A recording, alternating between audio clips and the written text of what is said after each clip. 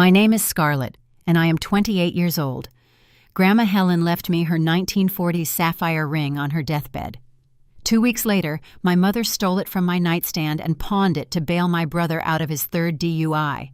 "Stop being dramatic. It is just metal," she told me while wiping down her pristine granite countertops.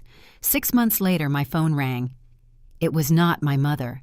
It was a master jeweler from Salem. He had not melted the ring down. He kept it locked in his back safe because he recognized a specific name engraved inside the band, a name that was about to turn my family's entire world upside down. Before I tell you what that engraving said, please take a moment to like and subscribe to Olivia Stories Revenge. But only if this story truly resonates with you. Drop your age, your location, and the local time in the comments. I want to know who is here with me right now. Now let me take you back to that rainy November morning in Newton, Massachusetts, and the moment I realized my family was broken beyond repair. The ceramic mug hit the edge of the kitchen island and exploded. Shards of white porcelain skittered across the polished hardwood. Dark splatters of hot coffee stained the baseboards. My hands shook too much to point. I plunged them back into my mother's leather handbag. I pulled out receipts, a compact mirror, a handful of loose change, and tossed them aside. "Where is the velvet box, Mom?" My voice cracked. Diane did not flinch. She picked up a microfiber towel and sprayed a fine mist of cleaner over the granite countertop. "Keep your voice down, Scarlett. The windows are open. The Millers are on their patio." I told her I did not care about the neighbors. I dumped the remaining contents of her purse onto the island. Grandma Helen died 2 weeks ago. On her hospice bed, she pressed her sapphire into my palm. It was the only anchor I had to the woman who actually raised me. I kept it in my nightstand. Diane was the only person in my apartment this week. I asked her where it was. Diane wiped the granite in slow, methodical circles. She said it was gone. The air in the kitchen seemed to thin out. I stared at her, waiting for the punchline. "Gone where I asked." "Liam needed help," she said. She would not meet my eyes. She focused on a phantom stain near the sink. Beneath the basin, a steady drip echoed onto the linoleum. That was the plumbing Liam rigged last month with duct tape and hollow promises. He got pulled over on Route 128 last night. His third offense. The judge set bail at $30,000. My chest tightened. Massachusetts requires a 10% cash fraction for bail. Working coastal conservation out of Gloucester meant navigating enough municipal red tape to understand how the local courts functioned. "You needed $3,000 in physical cash for the clerk," I said. Diane wrung out the microfiber cloth. She said she did not have it. The mortgage was due Tuesday. She took the ring to a gold buyer in Saugus, the one next to the batting cages on Route 1. He gave her $3,200. I gripped the edge of the island. "You fenced an $80,000 antique sapphire for $3,000. "It is metal and rocks," Diane snapped. Her composure finally fractured. "Your brother was sitting in a holding cell in Middlesex County wearing an orange jumpsuit. I did what I had to do to protect my family." "I am your family," I whispered. "Liam is sick," she fired back.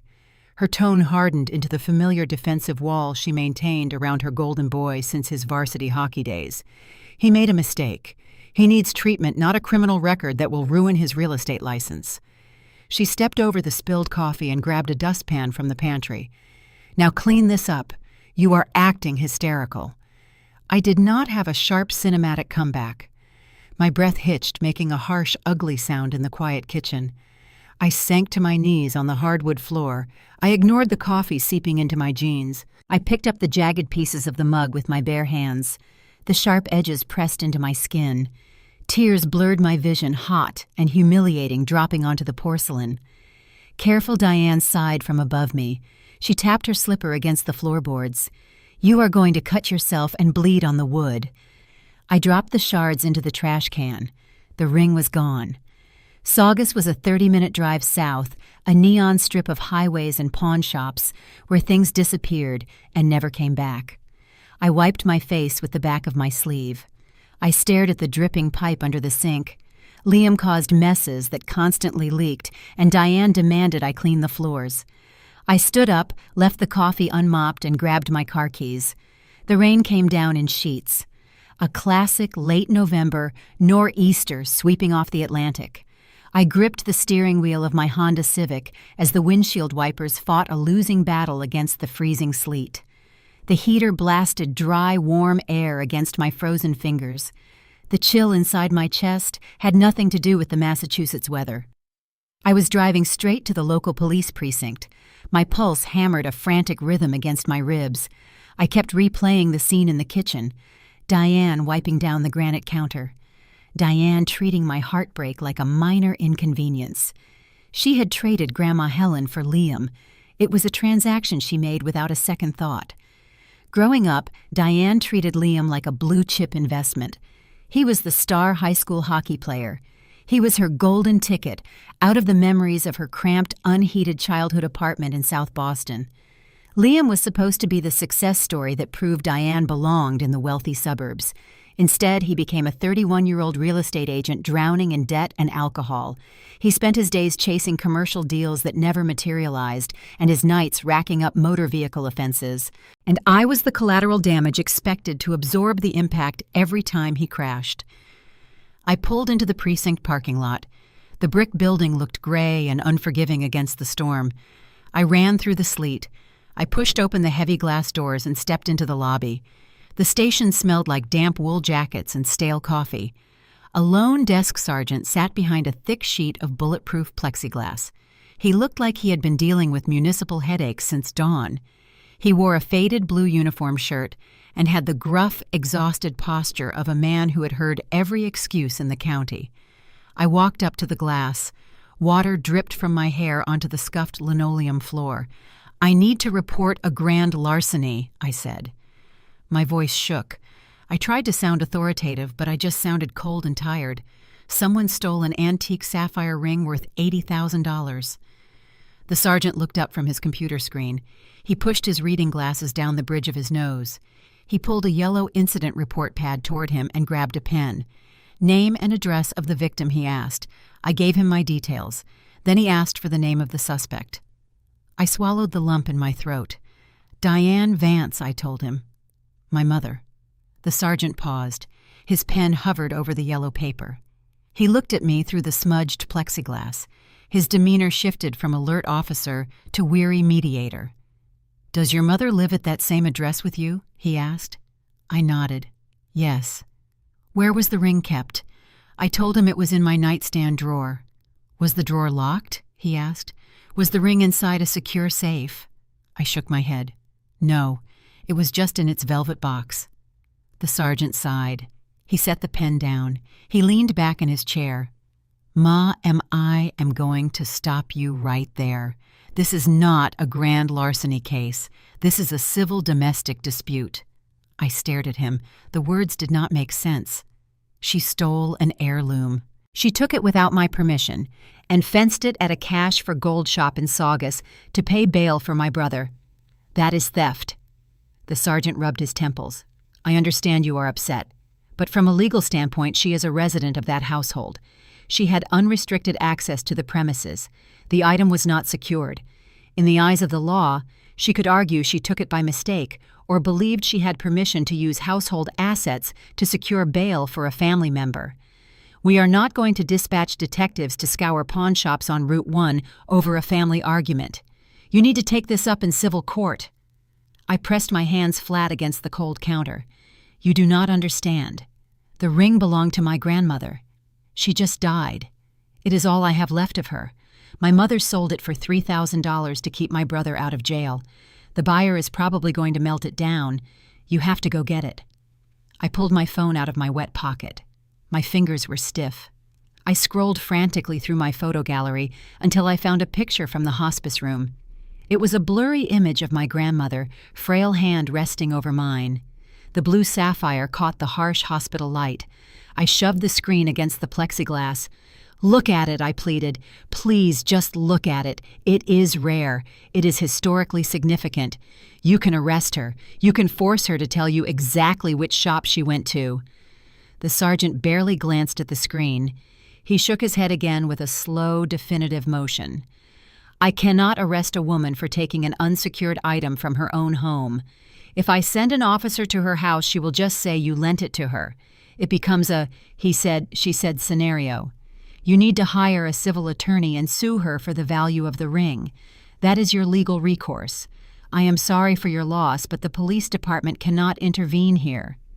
The bureaucratic reality crashed down on me like a physical weight. The law did not care about the sentimental value of a sapphire. The law did not care that Diane had sacrificed my heritage to enable a brother who refused to grow up. The system required locked safes and signed contracts. It had no mechanism to punish a mother for breaking her daughter's heart. I stood there staring at the yellow incident pad that would remain blank. The sergeant turned his attention back to his computer screen, dismissing me entirely. I realized my presence in the station was over. I shoved my phone back into my pocket. I turned away from the plexiglass window and walked back out into the freezing rain. The storm had intensified while I was inside. The wind whipped the icy rain against my face, stinging my cheeks. I trudged across the asphalt, feeling smaller and more powerless than I ever had in my life. I yanked the handle of my Honda Civic and collapsed into the driver's seat. I slammed the door, shutting out the roar of the wind. Inside the cold car, the silence was suffocating. The reality of what Diane had done finally bypassed my shock and hit my nervous system. I squeezed my eyes shut, but the image of that empty nightstand drawer burned behind my eyelids. A primal, guttural sound tore its way out of my throat. I swung my fist forward and struck the steering wheel. The impact sent a shockwave of pain up my forearm, but I did not stop. I hit the thick plastic rim again and again. My knuckles collided with the horn, making it blare a short, jarring note into the empty parking lot. I leaned my forehead against the cold steering wheel. My breath came in ragged, gasping sobs. The skin on my knuckles throbbed, turning an angry shade of purple. I stared at my bruised hands that spent every day cataloging coastal erosion and protecting marine life. Hands that were supposed to be wearing Grandma Helen's sapphire. I thought about Liam sitting in his Middlesex County condo right now. He was probably drinking a beer with his ankle monitor strapped to his leg. He was probably complaining about how unfair the universe was to him while Diane made him a sandwich. They were warm. They were safe. They had used my grief to purchase their comfort. Have you ever realized that the law is designed to protect property, but completely fails to protect families from each other? The legal system required a stranger to break a window to call it a crime. When the thief has a key to your front door and a place at your Thanksgiving table, you are entirely on your own. I sat in the sleet, feeling abandoned by the system. The police were not going to help me.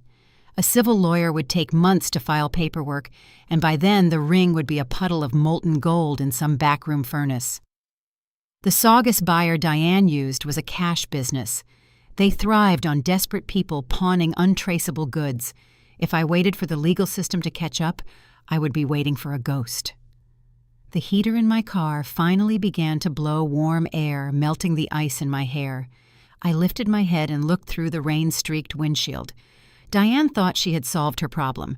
She thought the conflict was over because she had the bail receipt, but she underestimated how much that ring meant to me. She underestimated what I was willing to do to get it back. If the police were not going to scour the pawn shops on Route 1, I was going to do it myself. I shifted the car into drive. My knuckles throbbed as I gripped the gear shift. I was going to tear through every neon-lit storefront on that highway until I found the man who bought my grandmother legacy. The rain came down in sheets, a classic late November nor'easter sweeping off the Atlantic. I gripped the steering wheel of my Honda Civic as the windshield wipers fought a losing battle against the freezing sleet. The heater blasted dry, warm air against my frozen fingers. The chill inside my chest had nothing to do with the Massachusetts weather. I was driving straight to the local police precinct. My pulse hammered a frantic rhythm against my ribs. I kept replaying the scene in the kitchen. Diane wiping down the granite counter. Diane treating my heartbreak like a minor inconvenience. She had traded Grandma Helen for Liam. It was a transaction she made without a second thought. Growing up, Diane treated Liam like a blue-chip investment. He was the star high school hockey player. He was her golden ticket out of the memories of her cramped, unheated childhood apartment in South Boston. Liam was supposed to be the success story that proved Diane belonged in the wealthy suburbs. Instead, he became a 31-year-old real estate agent drowning in debt and alcohol.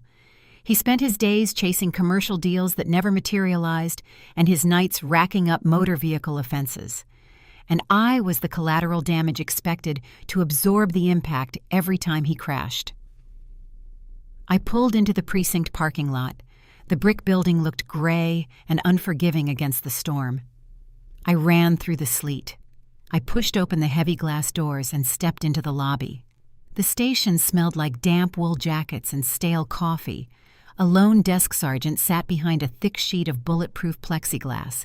He looked like he had been dealing with municipal headaches since dawn. He wore a faded blue uniform shirt and had the gruff, exhausted posture of a man who had heard every excuse in the county. I walked up to the glass. Water dripped from my hair onto the scuffed linoleum floor. "I need to report a grand larceny," I said. My voice shook. I tried to sound authoritative, but I just sounded cold and tired. Someone stole an antique sapphire ring worth $80,000. The sergeant looked up from his computer screen. He pushed his reading glasses down the bridge of his nose. He pulled a yellow incident report pad toward him and grabbed a pen. "Name and address of the victim," he asked. I gave him my details. Then he asked for the name of the suspect. I swallowed the lump in my throat. "Diane Vance," I told him. "My mother." The sergeant paused. His pen hovered over the yellow paper. He looked at me through the smudged plexiglass. His demeanor shifted from alert officer to weary mediator. "Does your mother live at that same address with you?" he asked. I nodded. "Yes." "Where was the ring kept?" I told him it was in my nightstand drawer.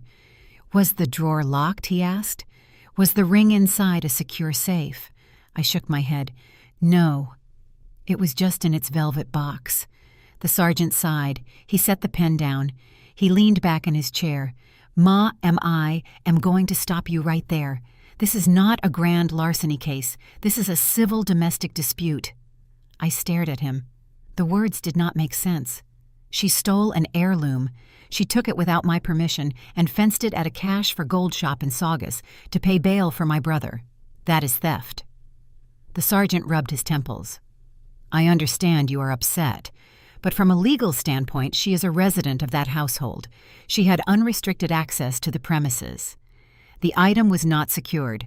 In the eyes of the law, she could argue she took it by mistake, or believed she had permission to use household assets to secure bail for a family member. We are not going to dispatch detectives to scour pawn shops on Route 1 over a family argument. You need to take this up in civil court." I pressed my hands flat against the cold counter. "You do not understand. The ring belonged to my grandmother. She just died. It is all I have left of her. My mother sold it for $3,000 to keep my brother out of jail. The buyer is probably going to melt it down. You have to go get it." I pulled my phone out of my wet pocket. My fingers were stiff. I scrolled frantically through my photo gallery until I found a picture from the hospice room. It was a blurry image of my grandmother, frail hand resting over mine. The blue sapphire caught the harsh hospital light. I shoved the screen against the plexiglass. "Look at it," I pleaded. "Please just look at it. It is rare. It is historically significant. You can arrest her. You can force her to tell you exactly which shop she went to." The sergeant barely glanced at the screen. He shook his head again with a slow, definitive motion. "I cannot arrest a woman for taking an unsecured item from her own home. If I send an officer to her house, she will just say, 'You lent it to her.' It becomes a he said, she said scenario. You need to hire a civil attorney and sue her for the value of the ring. That is your legal recourse. I am sorry for your loss, but the police department cannot intervene here." The bureaucratic reality crashed down on me like a physical weight. The law did not care about the sentimental value of a sapphire.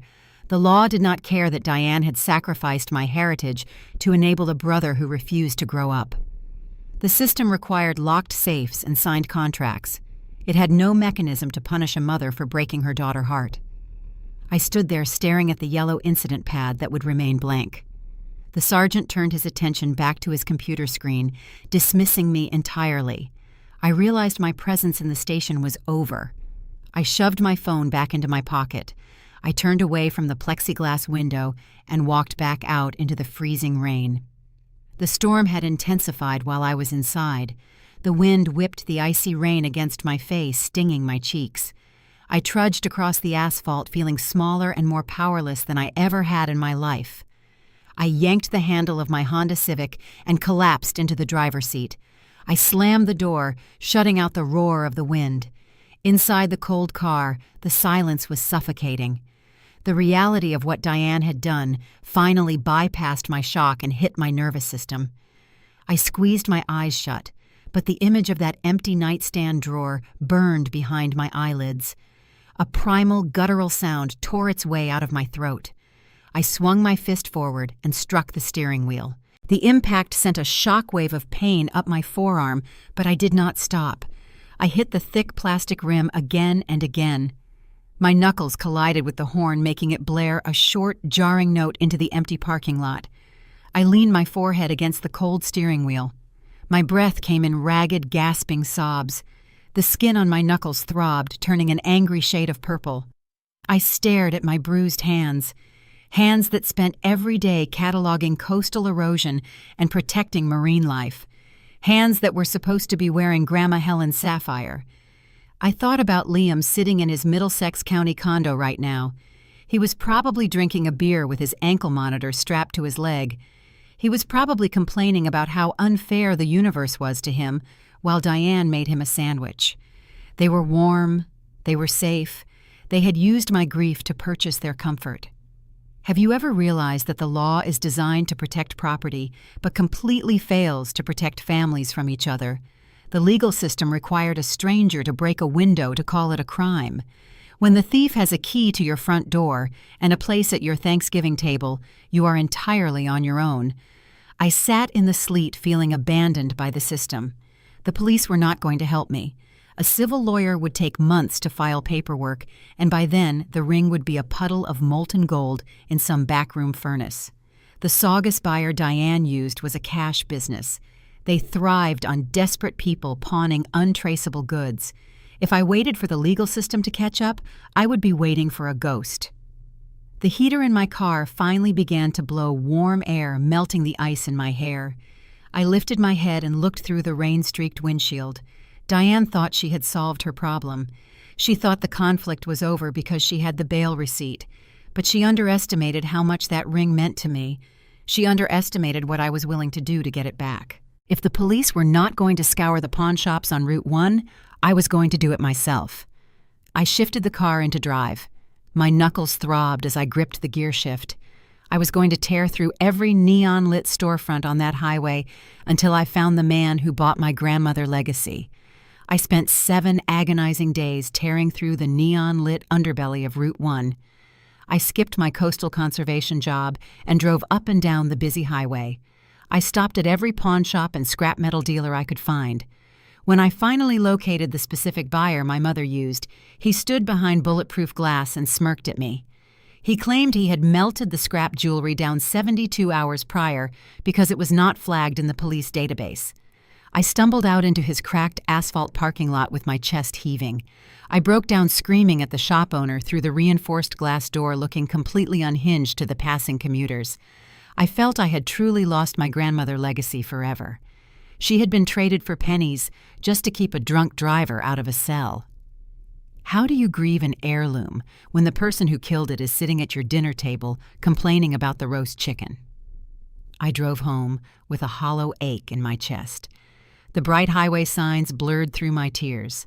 6 months passed like a slow, crawling disease.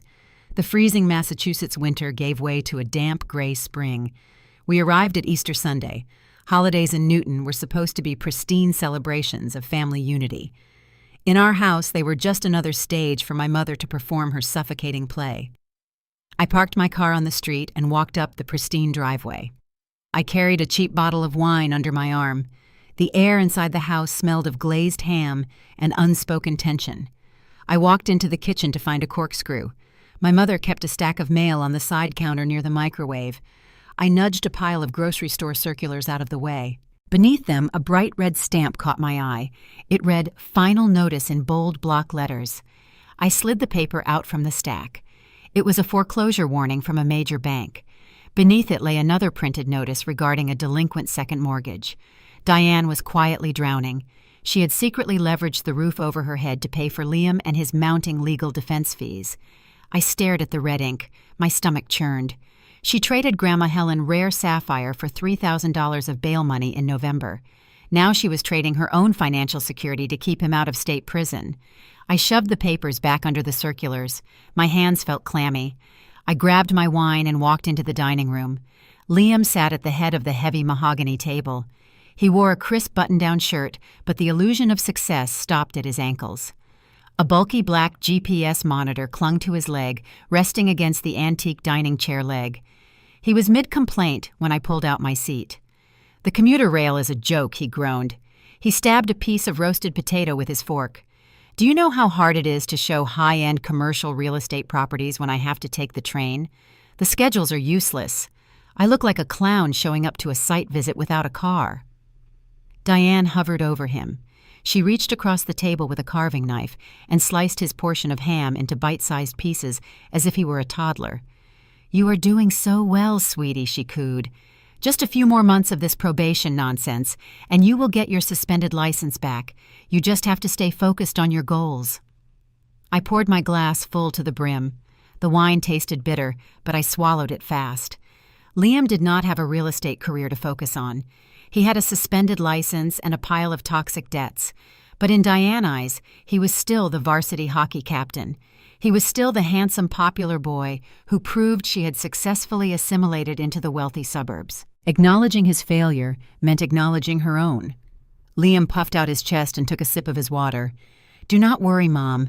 I have a big commercial deal coming through the pipeline. It is going to close any day now. Prime waterfront zoning. When the commission clears the paperwork, it will solve all our cash flow issues in one swing.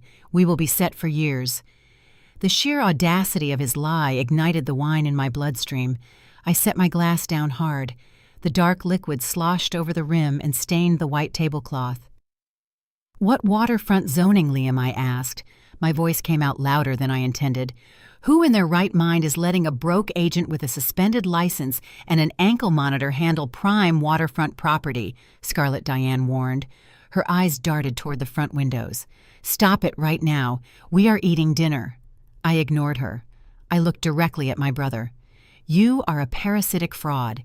You are sitting here bragging about imaginary deals while Mom hides foreclosure notices under the grocery coupons in the kitchen. You drained her savings. You stole my inheritance to bail yourself out, and you act like you are the tragic victim of a bad train schedule." The room went dead silent. Liam dropped his fork. Before he could speak, Diane slammed her hands onto the table. The fine china plates rattled. "You shut your mouth!" she screamed. Her pristine suburban facade cracked wide open. Her face flushed a deep mottled red. "You have no idea what it takes to survive in this world. You grew up in this warm house with a full pantry and a soft bed. You never spent a single night shivering in a Southie triple-decker, wondering if the gas was going to be shut off the next morning." Her chest heaved. The polished Newton housewife vanished. In her place stood a terrified girl from South Boston. "I scraped my way out of that neighborhood," she cried. "I swore my children would never wear threadbare coats or beg for credit at the corner store. Liam is a good boy. He hit a rough patch.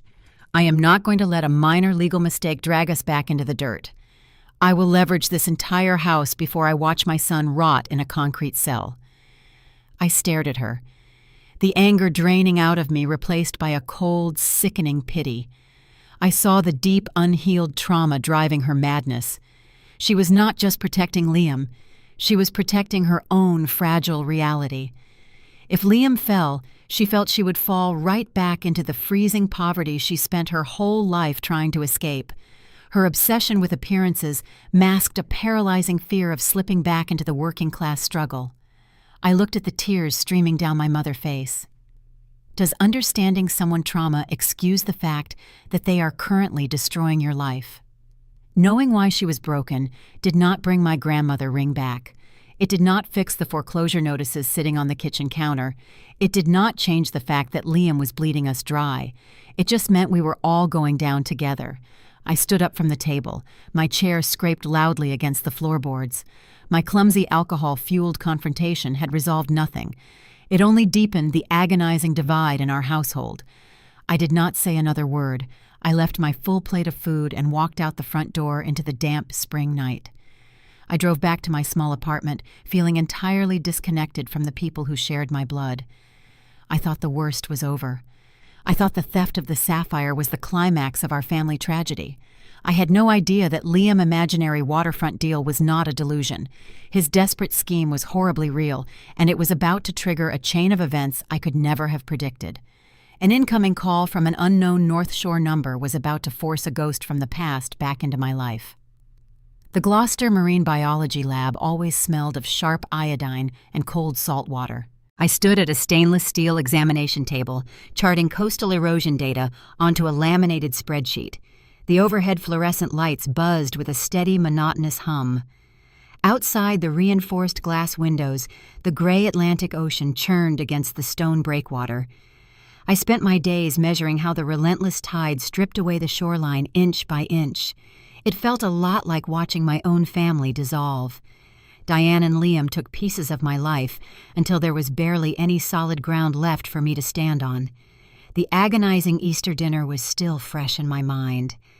The memory of my mother screaming in defense of a brother who was actively destroying her financial future sat heavy in my chest. I poured my focus into the title graphs, trying to ignore the bitter resentment that clouded my thoughts. My cell phone vibrated against the metal table. The harsh rattling sound startled me. I set down my dry erase marker and wiped my hands on my canvas work apron. I looked at the glowing screen. The caller ID displayed an unknown number with a North Shore area code. I usually ignored unknown calls. I assumed it was a local commercial fisherman reporting a toxic algae bloom or a wealthy tourist complaining about restricted beach access near their summer home. Something made me pause. A strange prickle of intuition worked its way up my spine. If a ghost from your past suddenly called your phone, would you be brave enough to answer? I swiped the green icon and brought the phone to my ear. A man spoke. His voice carried the rough, gravelly cadence of a lifelong New England resident. He asked if he was speaking to Scarlett. I told him yes. He then asked a question that made the breath freeze in my lungs. He asked if I was the granddaughter of Helen Vance. The name hung in the damp air of the lab. My chest tightened. I had not heard anyone say my grandmother's name out loud since the day of her funeral. Diane refused to speak of her. Liam only thought of her as a potential source of cash to fund his failing ventures. I braced myself, expecting a collection agency chasing a forgotten medical bill or a lingering estate tax. I told the caller he had the right person. The man introduced himself as Elias Thorne. He explained he was a master jeweler operating out of a small, unassuming shop in the historic district of Salem. He said he specialized in restoring regional artifacts and appraising antique estate pieces. He cleared his throat. He told me he had something sitting on his workbench that belonged to my family. He described a 1940s vintage band featuring a deep blue sapphire surrounded by a halo of aged diamonds. The plastic clipboard slipped from my fingers. It hit the linoleum floor with a sharp, loud crack. Erosion charts and tidal graphs scattered across the wet tiles. My voice came out as a fragile, fractured whisper. I asked him how he got it. I told him the gold buyer on Route 1 said it was melted down for scrap metal 6 months ago. Elias let out a low, humorless sigh. He told me the Route 1 buyer lied to my face. The pawn shop owner took one look at the clarity and cut of the stone and knew it was far too rare to destroy in a furnace. He wanted to make a quiet, untraceable profit. The buyer fenced the piece through an underground network of dealers who operate in the shadowy areas of the antique trade. The ring bounced from buyer to buyer until it finally landed in front of Elias. Elias explained he bought the jewelry intending to restore its original luster for a private showcase. He sat under his magnification lamp, carefully clearing away decades of built-up tarnish and grime around the delicate base of the setting. That is when he saw something unusual. He discovered a microscopic engraving hidden deep beneath the stone. He said it was placed there with remarkable skill, designed to remain unseen by the casual observer. Once Elias read the engraving, he knew he could not put the ring in his display case. He took the piece and locked it inside a heavy iron safe in his back room.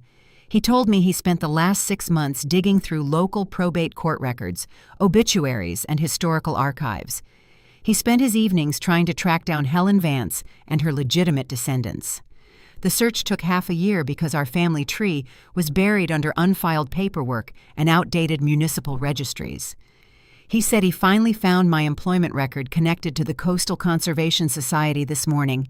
My legs refused to support my weight. My knees buckled beneath me. I slid down the cold, painted cinder block wall of my lab until I hit the floor. The chill from the tiles seeped through my jeans, but I barely registered the sensation. A ragged, raw gasp tore its way out of my throat. I was not crying delicate, manageable tears. I was sobbing openly. I hyperventilated into the receiver. The sounds echoing off the metal tables were messy and loud and stripped of all dignity. I pulled my knees to my chest and buried my face in my arm. Elias stayed quiet on the other end of the line. He did not offer empty platitudes or tell me to calm down. He just held the space and let me weep. The brilliant blue sapphire had survived.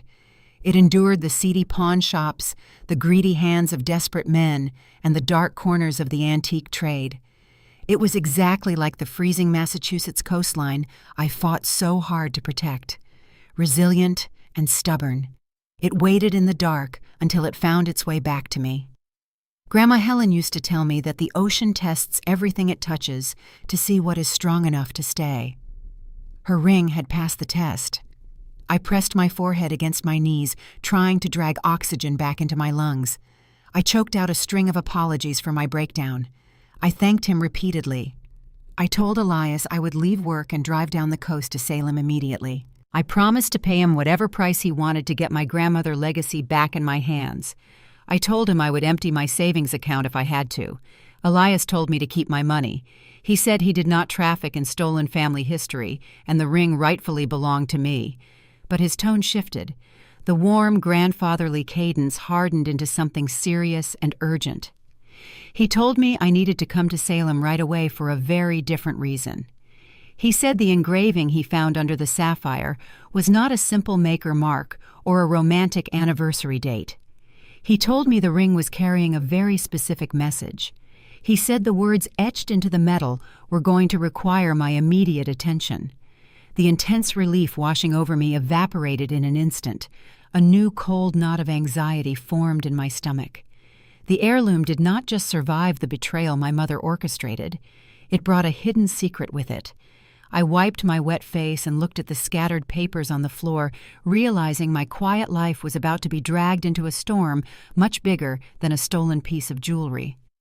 I threw my car into gear and left the Gloucester Marine Lab behind. The coastal highway blurred into a gray streak as my tires hummed over the wet asphalt. The drive south towards Salem usually took 40 minutes, but my foot pressed the accelerator flush against the floorboard. The heater blasted warm air from the dashboard vents, but my hands remained ice cold gripping the steering wheel.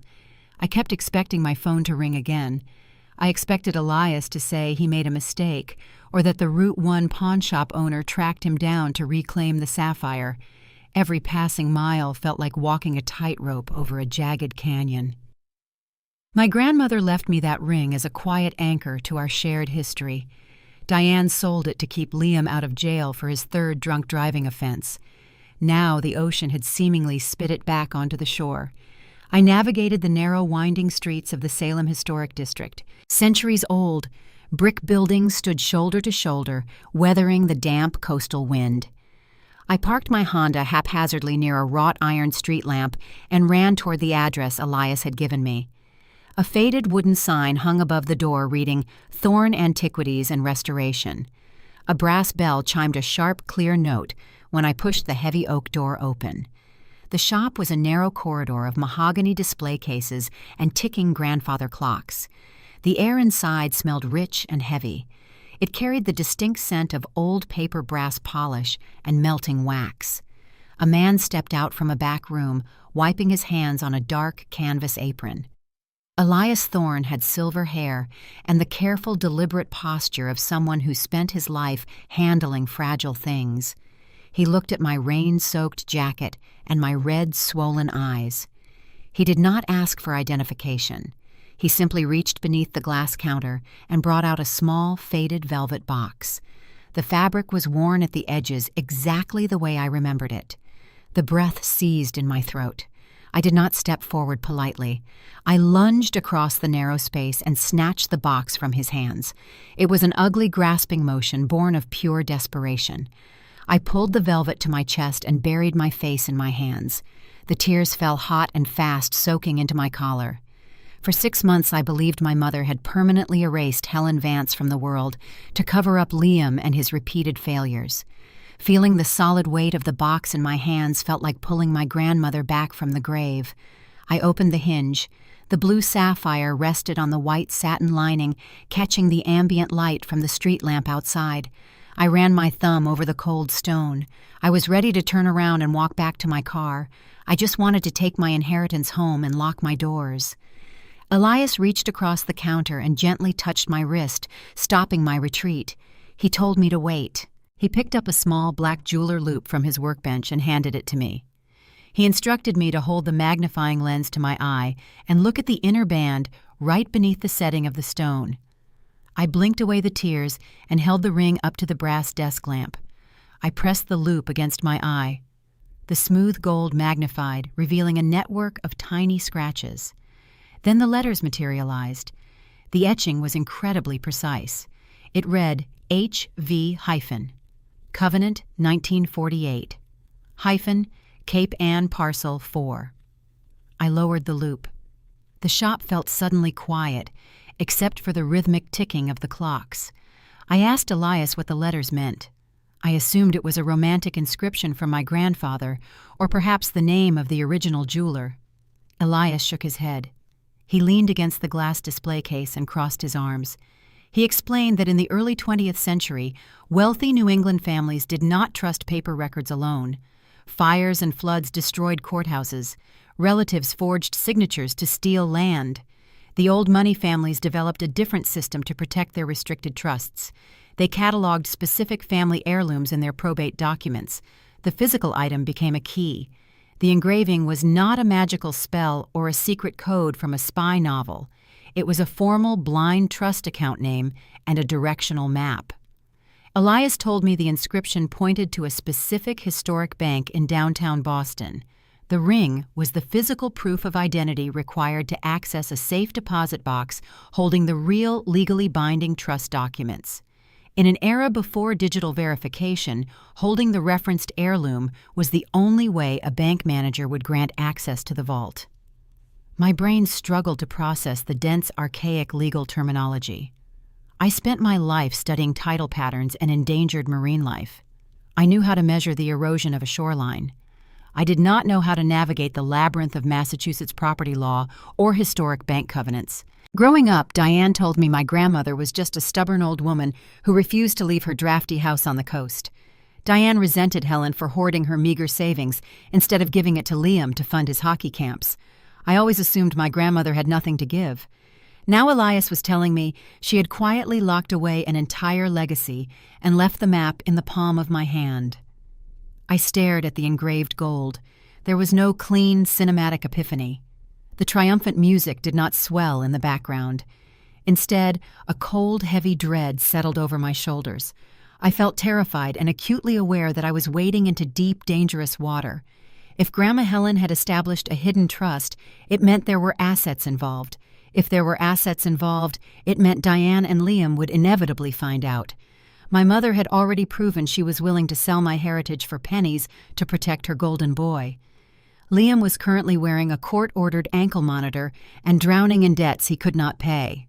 He sat at Easter dinner bragging about an imaginary commercial real estate deal, while Diane hid foreclosure notices on the kitchen counter.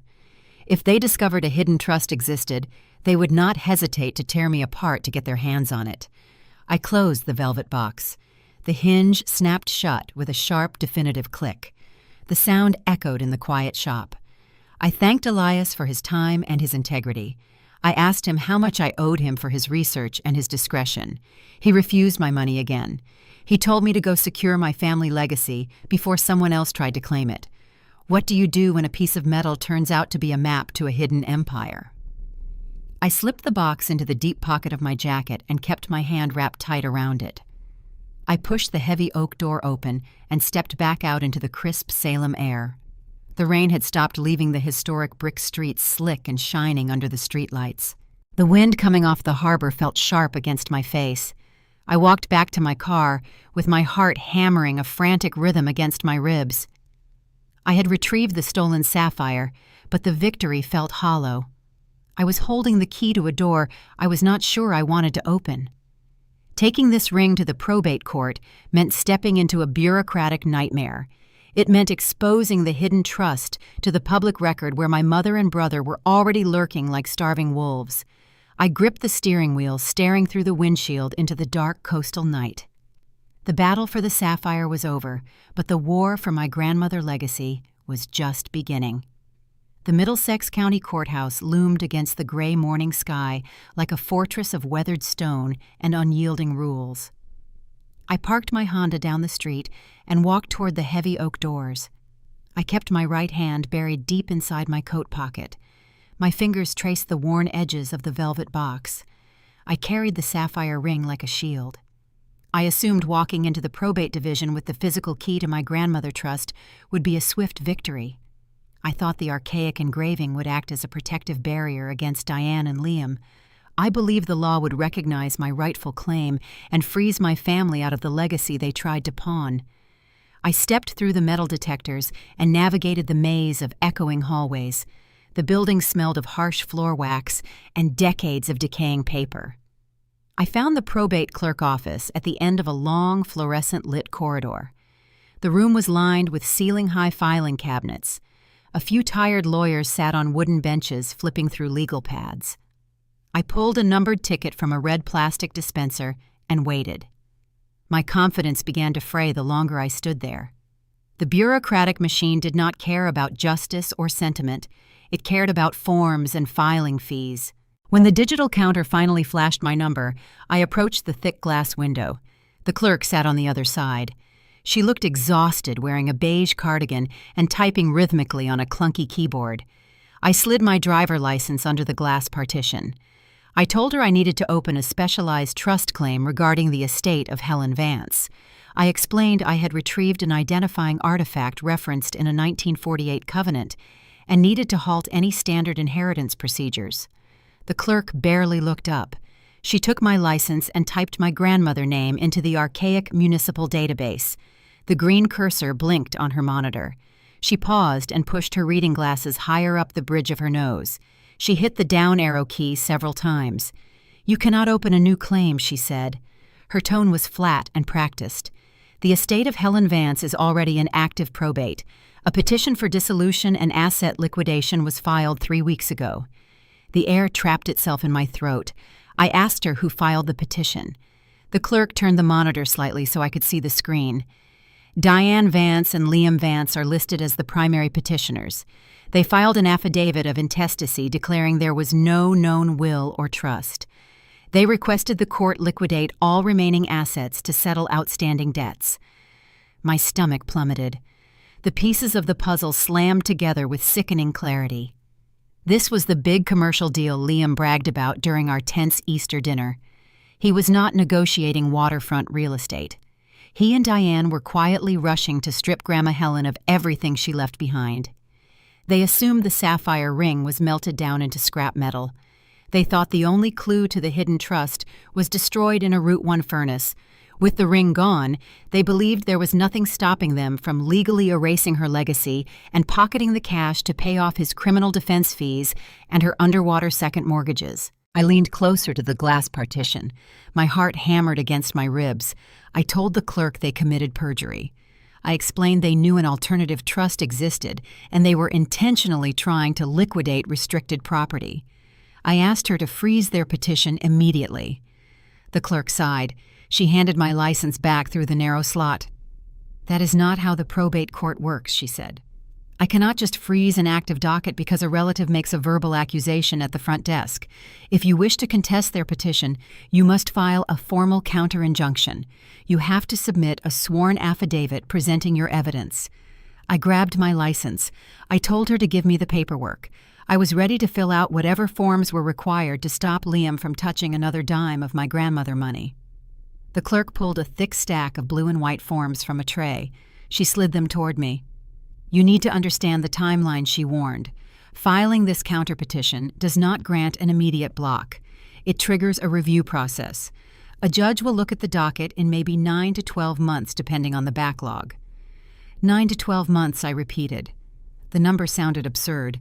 Liam was facing state prison right now. Diane was facing foreclosure right now. They were pushing their liquidation petition through the system at lightning speed. If I had to wait a year for a judge to review my counterclaim, my family would have already sold the land and spent the money.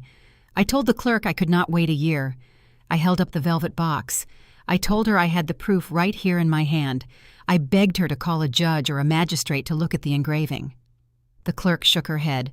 Her patience was visibly wearing thin. Ma, I am just a clerk.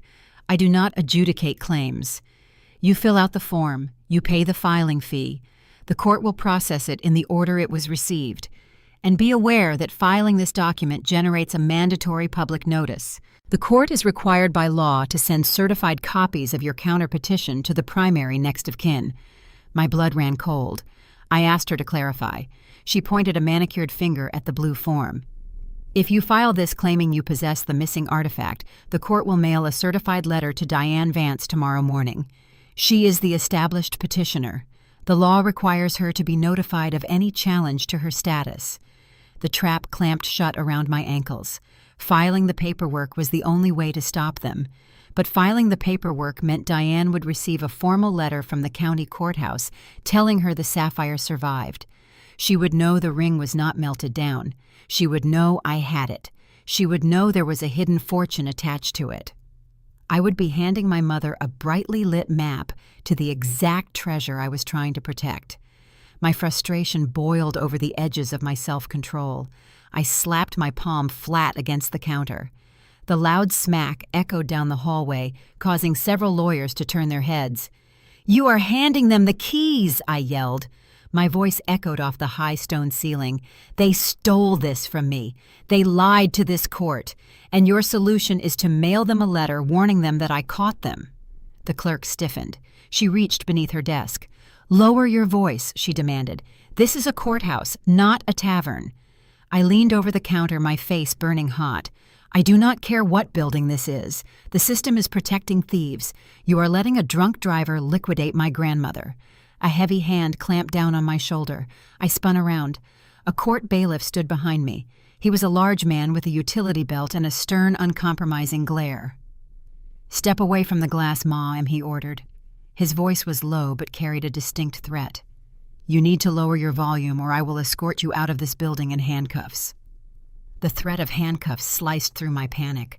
I looked around the room. A dozen people were staring at me. Some whispered to each other. Others looked away in second-hand embarrassment. I was standing in a county courthouse screaming at a municipal worker while clutching a velvet box in my coat pocket. I looked exactly like the unstable, hysterical daughter Diane always claimed I was. The shame rushed in, drowning out my anger. I snatched the blank blue forms from the counter. I mumbled a fractured apology to the clerk and the bailiff. I turned on my heel and walked fast toward the exit. My face flushed a deep, burning crimson. I kept my head down, avoiding the stares of the attorneys and the security guards. I pushed through the heavy oak doors and stepped back out into the freezing New England air. I practically ran to my Honda. I unlocked the door and collapsed into the driver's seat. I threw the blank court forms onto the passenger seat and buried my face in my hands. The archaic, paper-heavy reality of the Massachusetts court system had turned my grandmother gift into a ticking time bomb. Have you ever realized that doing the right thing legally gives your enemies the exact roadmap they need to destroy you? The justice system was not a swift sword. It was a slow grinding wheel that favored the bold and the procedural. Diane and Liam used the slow bureaucracy to their advantage. Now I was forced to use the same broken system to stop them, but doing so meant pulling the pin on a grenade. I stared at the blue paperwork resting on the passenger seat. If I filled those lines and paid the fee, my mother would receive the notification by Friday. The element of surprise was my only advantage, and the court was forcing me to surrender it. I turned the key in the ignition. The engine roared to life. I had to file the counterpetition. There was no other way to halt the liquidation of the estate. But I knew the moment that certified letter landed in the Newton mailbox, Diane would not wait for a court date. She would bypass the lawyers and the judges. She would come directly for me. The war was no longer being fought in the shadows. It was about to arrive right at my front door. Exactly 7 days passed since I submitted the blue forms at the Middlesex County Courthouse. I spent the entire week jumping at every floorboard creak and reacting to every shadow outside my window. My apartment in Gloucester was a cramped third-floor walk-up. It smelled faintly of salt air and aging radiator pipes. The space was tiny compared to the sprawling Newton Colonial where I grew up, but it was mine, a safe zone. I sat on my faded thrift store sofa nursing a lukewarm mug of tea while staring at my phone screen. I knew the certified letter arrived in my mother mailbox yesterday morning. I tracked the postal delivery status online. Watching the digital confirmation felt like watching a lit fuse burn closer to a powder keg. A sharp, frantic pounding on my front door rattled the cheap wooden frame. My heart slammed against my ribs. I set the tea down on the coffee table. The amber liquid sloshed over the rim, staining a coaster. I walked to the door and peered through the scratched peephole. Diane stood in the dim hallway. I barely recognized the woman staring back at the fisheye lens. The immaculate suburban matriarch who cared more about the neighborhood gossip than her daughter, grief had vanished. Her beige trench coat was buttoned unevenly. Her normally styled hair hung in limp, tangled strands around her pale face. Dark purple bags shadowed her under eyes. She looked brittle. She looked like a woman who had not slept or eaten a single meal since tearing open that heavy court envelope. I unlocked the deadbolt and pulled the door open. Diane did not wait for an invitation. She pushed past me into the narrow living room. She brought the smell of stale rain and raw desperation with her. She did not criticize the mismatched furniture or the water stains on my ceiling like she usually did. She just turned around and looked at me with an expression of sheer, hollow terror. "He is going to prison." "Scarlett," she blurted out. Her voice was a ragged, breathless rasp. "He broke his probation terms. They caught him driving near the waterfront site. He blew a 0.15 on the breathalyzer. The judge revoked his bail status entirely. He is sitting in a county holding cell right now waiting for the transport bus." A cold shock washed over my skin. Liam was always slipping out of trouble. Diane always found a financial safety net to catch him before he hit the ground. But a probation violation combined with a suspended license and another drunk driving charge was a concrete wall. The state did not offer convenient slaps on the wrist for repeat offenders. "The prosecutor is pushing for MCI Concord," she continued. Her breathing turned shallow and panicked. "They want to put him in a state penitentiary facility for 3 years. He will not survive that place. He is soft. He talks too much. Those men will tear him to pieces." She took a trembling step toward me. She reached into her coat pocket and pulled out the crumpled blue court notice. The official paper shook in her unsteady grip. "You filed this. You told the probate judge you have the Sapphire. The Saugus buyer lied to me. He kept it, and you found it." I stood my ground. I told her I retrieved what she tried to throw away. I expected a wave of rage. I braced myself for her usual defensive screaming matches. I waited for her to demand I hand over the velvet box immediately. Instead, Diane crumbled. Her knees gave out. She sank onto my cheap area rug, collapsing into a heap of wrinkled fabric and broken pride. She buried her face in her hands and sobbed. It was a horrifying sound. A mother stripped of every psychological defense mechanism, mourning the impending doom of her favorite child. I stood paralyzed. I was not a calculating mastermind watching my enemy fall into a trap. I was a daughter watching my mother shatter into a million jagged pieces. Diane reached out and grabbed the hem of my jeans. Her manicured fingers clawed at the denim. "Please," she wept. Her face was slick with tears and smeared makeup. "You have to sell the ring. We can take it to a high-end auction house in Boston. An antique like that with verified provenance will start a bidding war among collectors. We can hire a top-tier criminal defense attorney, a real shark who can negotiate a plea deal and keep him out of Concord." Sickness roiled in my stomach.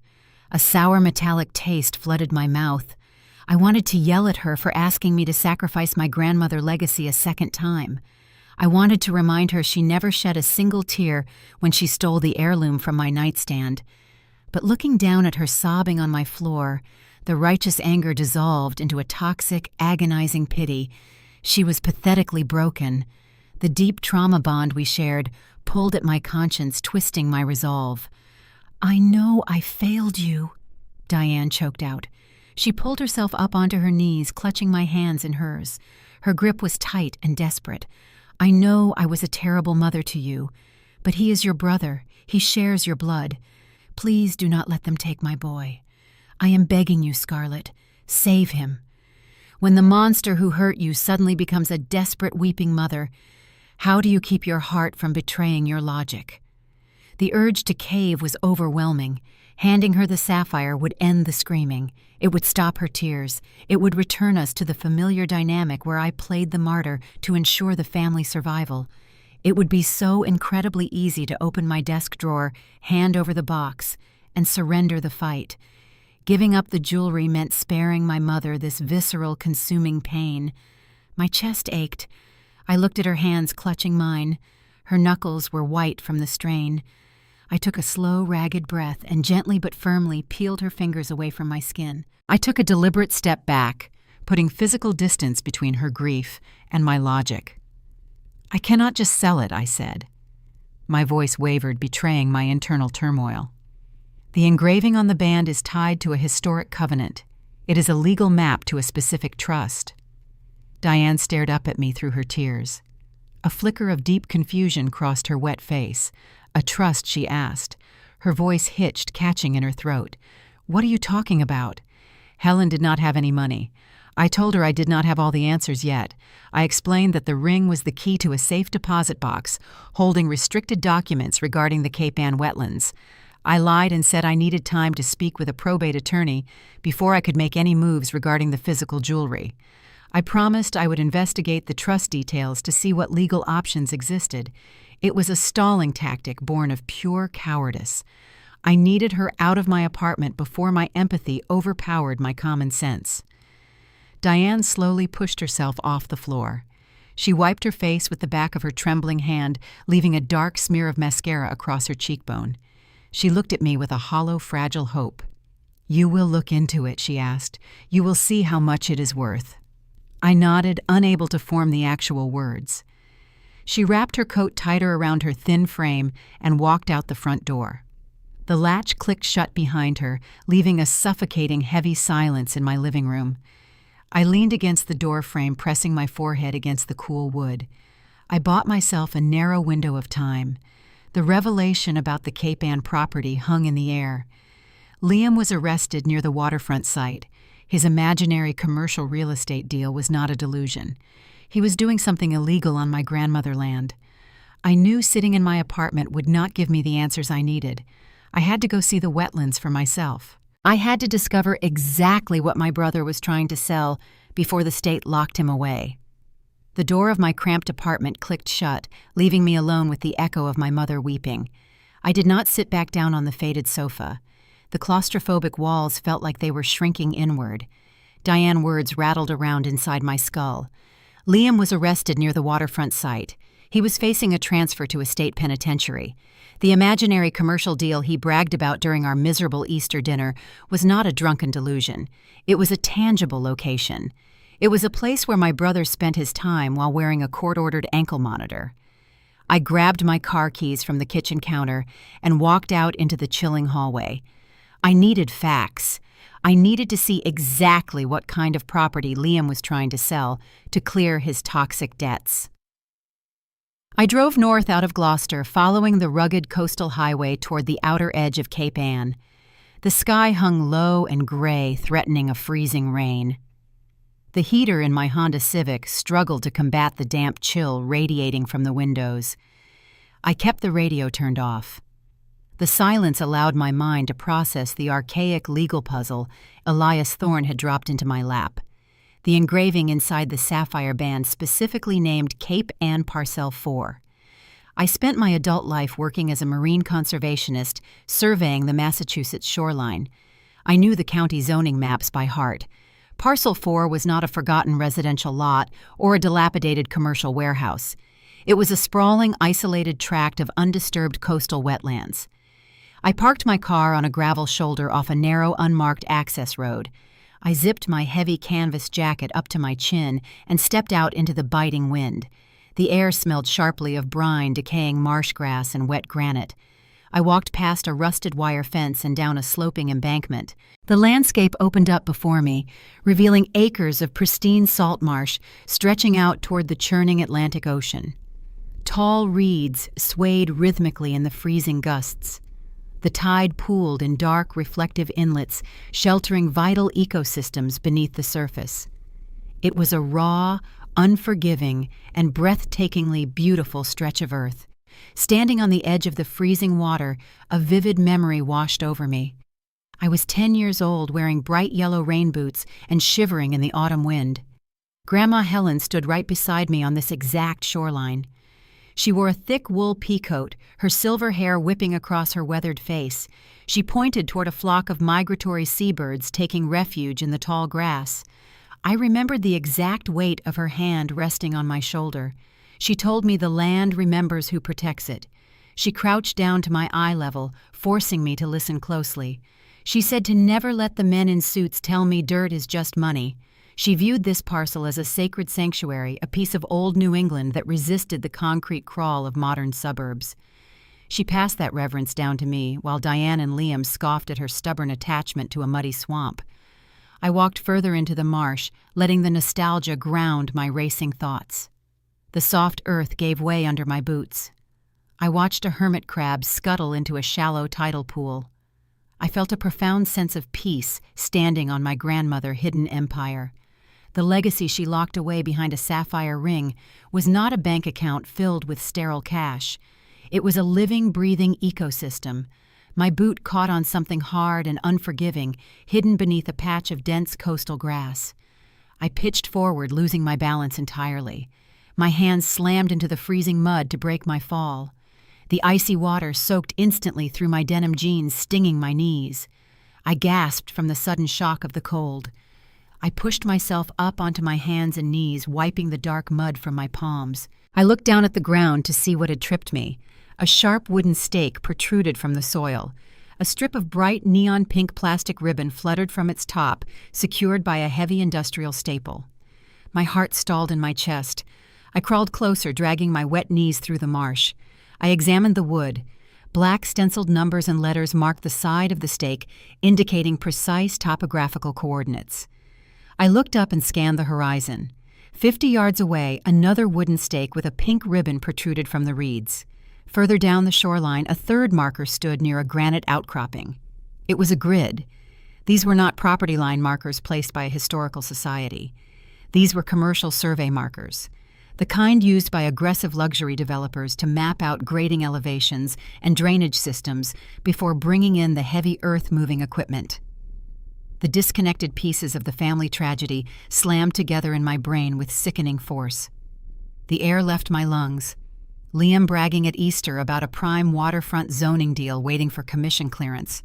Diane pawning the Heirloom Sapphire for a fraction of its worth to secure his immediate release from jail. His recent probation violation and arrest near the waterfront site. Liam was not trying to hustle a random commercial building in the suburbs. He had somehow discovered the existence of this restricted family wetland. He saw hundreds of acres of prime oceanfront real estate. He did not see a sanctuary. He saw a massive multi-million-dollar payout from a luxury developer. He was attempting to illegally broker the sale of Parcel 4 to erase his crippling personal debts and save himself from the people he owed. That was why the bail money was so critical. Diane selling the ring was not just the act of a desperate mother trying to keep her son out of a holding cell for a weekend. It was an investment. Liam needed to stay out of jail long enough to forge the paperwork and force the final sale of my grandmother legacy. By keeping him on the streets, Diane was actively funding the heist of our own heritage. They thought the sapphire was destroyed in a Saugus furnace, removing the only physical key that could stop them. They assumed the coast was clear to bulldoze the marsh and pave over the memory of Helen Vance. A deep, visceral disgust coiled in my stomach, pushing aside the freezing temperature of the mud. My own brother was orchestrating the destruction of a pristine ecological sanctuary to cover his bar tabs and failed business ventures. My mother enabled the betrayal covering his tracks while playing the role of the tragic suburban martyr. The sheer incompetence of their scheme was eclipsed only by their boundless, suffocating greed. The righteous anger I had been suppressing for months finally boiled over the edge of my restraint. I stood up and kicked the wooden survey stake with the steel toe of my work boot. The impact sent a sharp jolt of pain up my leg, but I kicked it again. I drove my boot into the painted wood over and over, letting out a raw, ragged scream. The wood splintered and cracked under the force of my heel. The stake snapped at the base, falling sideways into the mud. I stomped on the neon pink ribbon, burying the synthetic plastic deep into the freezing earth. I stopped swinging my leg. My chest heaved as I gasped for air. A dull, throbbing ache radiated from my bruised toes up to my ankle. I stood alone in the freezing marsh grass looking at the shattered wood. It was a messy, uncontrolled display of rage. It solved absolutely nothing. Breaking one wooden stake would not stop a luxury developer from sending a fleet of bulldozers to the shoreline. What do you do when you realize your family incompetence is actually a calculated, greedy betrayal? I could not run back to my apartment and hide. I could not rely on the slow, grinding wheels of the Middlesex County Probate Court to stop a commercial real estate transaction that was already moving forward. Waiting for a judge to review my blue paperwork meant waiting for this wetland to be turned into a concrete foundation for expensive summer homes. I turned my back on the ocean and limped toward the gravel shoulder where my car was parked. The biting wind whipped across my wet jeans, turning the fabric stiff with ice. The physical pain in my foot grounded my racing thoughts, preventing me from spiraling back into panic. I reached the Honda and pulled the heavy door open. I climbed into the driver's seat and shoved the key into the ignition. My hands gripped the steering wheel, leaving smears of dark mud on the leather cover. I knew exactly where I had to go next. I was done waiting for the legal system to save me. I was done watching my mother weep on my floor while my brother tried to sell the ground beneath my feet. I threw the car into drive and steered back onto the coastal highway. I was heading straight to Liam overpriced Middlesex condo. The era of playing the quiet, accommodating daughter was officially over. The drive from the freezing coastal marsh to Middlesex County felt like a blur of gray highway and mounting adrenaline. The heater in my Honda Civic struggled to dry the freezing mud caked onto my jeans. The cold, wet fabric clung to my skin, but the chill was nothing compared to the fiery rage burning in my chest. I gripped the steering wheel so tight my knuckles ached. I kept picturing the neon pink ribbons fluttering in the wind over my grandmother's sanctuary. Liam had sent commercial surveyors to map out the destruction of our heritage. He was brokering a luxury development deal on land he did not own to pay for mistakes he refused to fix. I pulled into the parking lot of his overpriced condominium complex. The building was a monument to fake luxury. It featured cheap vinyl siding designed to look like historic brick and hollow pillars framing the entrance. Liam rented this place to project the image of a successful real estate broker. In reality, he was a failing agent hiding behind a suspended driver license and a court-ordered ankle monitor. I marched up the 3 flights of stairs. My damp work boots squeaked loudly against the synthetic carpet in the hallway. I did not bother knocking politely. I slammed my fist against his heavy wooden door. I pounded on the frame until the noise echoed down the quiet suburban corridor. The deadbolt clicked, and the door swung open. Liam stood there wearing a wrinkled polo shirt and dark sweatpants. He looked disheveled and hungover. The smell of stale beer and cheap cologne drifted out from the living room. I pushed past him without an invitation. I stepped into his messy living room. Empty bottles cluttered the glass coffee table. A stack of unpaid bills and final notice letters sat haphazardly on the kitchen counter. He was living in a localized disaster zone, while Diane sacrificed her own home to keep him afloat. "What is your problem?" Liam demanded. He rubbed his eyes and shut the front door. "You cannot just barge in here." I did not deliver a calm, collected speech. I unleashed every ounce of the fury I had been swallowing for the past 6 months. I yelled at him. My voice cracked and echoed off the thin walls of his apartment. I called him a fraud. I called him a thief. I told him I had just returned from Cape Ann. I described the wooden stakes driven deep into the salt marsh and the neon pink surveyor ribbons marking the destruction of Helen Vance's legacy. "You are trying to pave over the wetlands," I shouted. My throat burned from the raw force of my own voice. You sent a luxury developer to slice up a protected ecological reserve so you can pay off your bar tabs. Liam tried his usual routine. He held up his hands and adopted the posture of a misunderstood victim. He opened his mouth to spin a lie about zoning permits and municipal misunderstandings. I cut him off. I stepped closer, backing him against his cheap faux granite kitchen counter. I told him the game was over. I knew he was trying to liquidate the hidden trust before the probate judge discovered the truth. The victim act vanished. The pathetic, misunderstood sun facade dissolved instantly. Liam dropped his hands. His posture straightened and his expression hardened into something cold and ruthless. "You think this is about bar tabs?" he sneered. His voice dropped, losing the defensive whine. "I owe money to people who do not send collection letters through the mail, Scarlett. I owe cash to men who break legs and burn houses down." He leaned forward, pointing a finger at my chest. "That developer payout is my only exit. It is a multi-million-dollar commercial project. Do you honestly think I care about a few acres of dead grass and a couple of seagulls? That land is sitting there useless. It is a gold mine waiting to be tapped, and I am not going to let some dead woman's sentimental attachment to a swamp get me killed." Before I could formulate a response, the front door burst open. The heavy wood slammed against the entryway wall. Diane stood in the threshold, panting heavily. She wore the same wrinkled trench coat from yesterday. Her eyes were wild and frantic.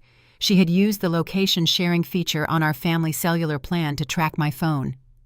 She followed me straight from Gloucester to Middlesex County. Diane did not pause to assess the situation. Her eyes locked onto the leather purse slung across my shoulder. She knew the velvet box carrying the sapphire ring was zipped inside. She crossed the room in 3 rapid steps and lunged directly for my bag. It was a clumsy, miserable scuffle. She grabbed the leather strap and yanked hard. The heavy buckle dug painfully into my collarbone. I grabbed her wrist, trying to pry her fingers loose. Her manicured nails scratched deep into the skin of my forearm, leaving bright red, angry marks. "Give it to me!" Diane screamed. Her voice was shrill and desperate. "You are going to ruin his life. Hand it over right now." The bitter irony of the moment tasted like ash in my mouth. I knew the reality of the probate paperwork I saw at the courthouse. Liam drafted that initial liquidation petition. He forged Diane's signature on the preliminary transfer deeds to bypass the bureaucratic delays. He treated our mother like a disposable tool, ready to throw her under a federal bus the second the developer cleared the funds. Yet here she stood, risking physical injury to fight her own daughter. She was defending a son who had already sold her out for a real estate commission. The panic and the pain overwhelmed my restraint. I shoved her. I did not mean to strike her with brutal force, but the adrenaline amplified my strength. I pushed my hands hard against her shoulders. Diane lost her footing on the cheap laminate flooring. She stumbled backward, arms flailing. Her shoulder blades hit the drywall with a loud, hollow thud. A framed photograph fell from the wall and shattered against the floorboards. Diane slid down the wall, clutching her shoulder. She let out a sharp gasp of pain. I froze. A wave of profound horror washed over me. My hands shook uncontrollably. I stared at my mother sitting on the floor, surrounded by broken glass. The physical aggression terrified me. I was turning into a volatile, destructive force. The toxic gravity of my family was pulling me down into their violence. Liam did not rush to help Diane. He did not ask if his mother was hurt. He simply looked at me with a cold, calculating sneer. "You think you won because you found a piece of jewelry," he said. His voice was smooth and venomous. "You do not understand how the world works. Mom is still the primary next of kin. She holds the structural power in the probate court." He stepped over the broken glass. "If you do not surrender that ring to us today, we will petition the court to freeze the estate indefinitely. We will tie that wetland up in litigation for the next 20 years. We will drown you in legal fees until you cannot afford to pay your own rent. The law defaults to the surviving child. You are just a grandkid playing detective. How do you win a war when your enemies control the very legal system you are trying to use?" I looked at Diane crying on the floor, and Liam standing victorious in the center of his messy apartment. They held the ultimate advantage. The archaic rules of intestacy favored the immediate heir regardless of their moral bankruptcy. They weaponized the law to protect their theft. I did not have a clever response. I backed away from Liam. I kept my eyes locked on him as I retreated toward the open front door. I pulled my purse tight against my ribs, shielding the hidden compartment. My breathing came in ragged, shallow gasps. I stepped out into the dreary suburban hallway and turned toward the stairs. I had the Sapphire, but the battle lines were officially drawn, and the legal system was standing squarely on their side of the trench. I fled the Middlesex County condominium complex with my lungs burning and my hands trembling against the leather of my steering wheel. The confrontation with my mother and brother left a toxic residue in my chest. Liam was right about the law. He possessed the vicious cunning of a cornered animal, and he understood how the legal system protected the traditional family hierarchy. The Massachusetts probate courts were designed to streamline wealth transfer to the immediate next of kin. Diane was the surviving child. The court would naturally view her as the primary executor of my grandmother's estate. I was just a granddaughter, holding a piece of antique jewelry. I drove south toward Boston, feeling the crushing weight of the ticking clock. Liam had already set the luxury developer in motion. The bulldozers were practically idling at the edge of the Cape Ann wetlands. I needed a legal strategy that could bypass the standard bureaucratic delays and neutralize my mother-presumed authority. I pulled into a vacant strip mall parking lot and picked up my phone. I dialed Elias Thorne. The master jeweler from Salem was the only person who understood the historical context of the Sapphire ring. I explained the ambush at the condo and the terrifying reality that my brother was actively forging documents to force a commercial real estate sale. I asked Elias if he knew any legal professionals who dealt with archaic New England trusts. Elias did not hesitate. He told me to drive to a specific address in the historic Beacon Hill neighborhood. He gave me the name of Harrison Caldwell.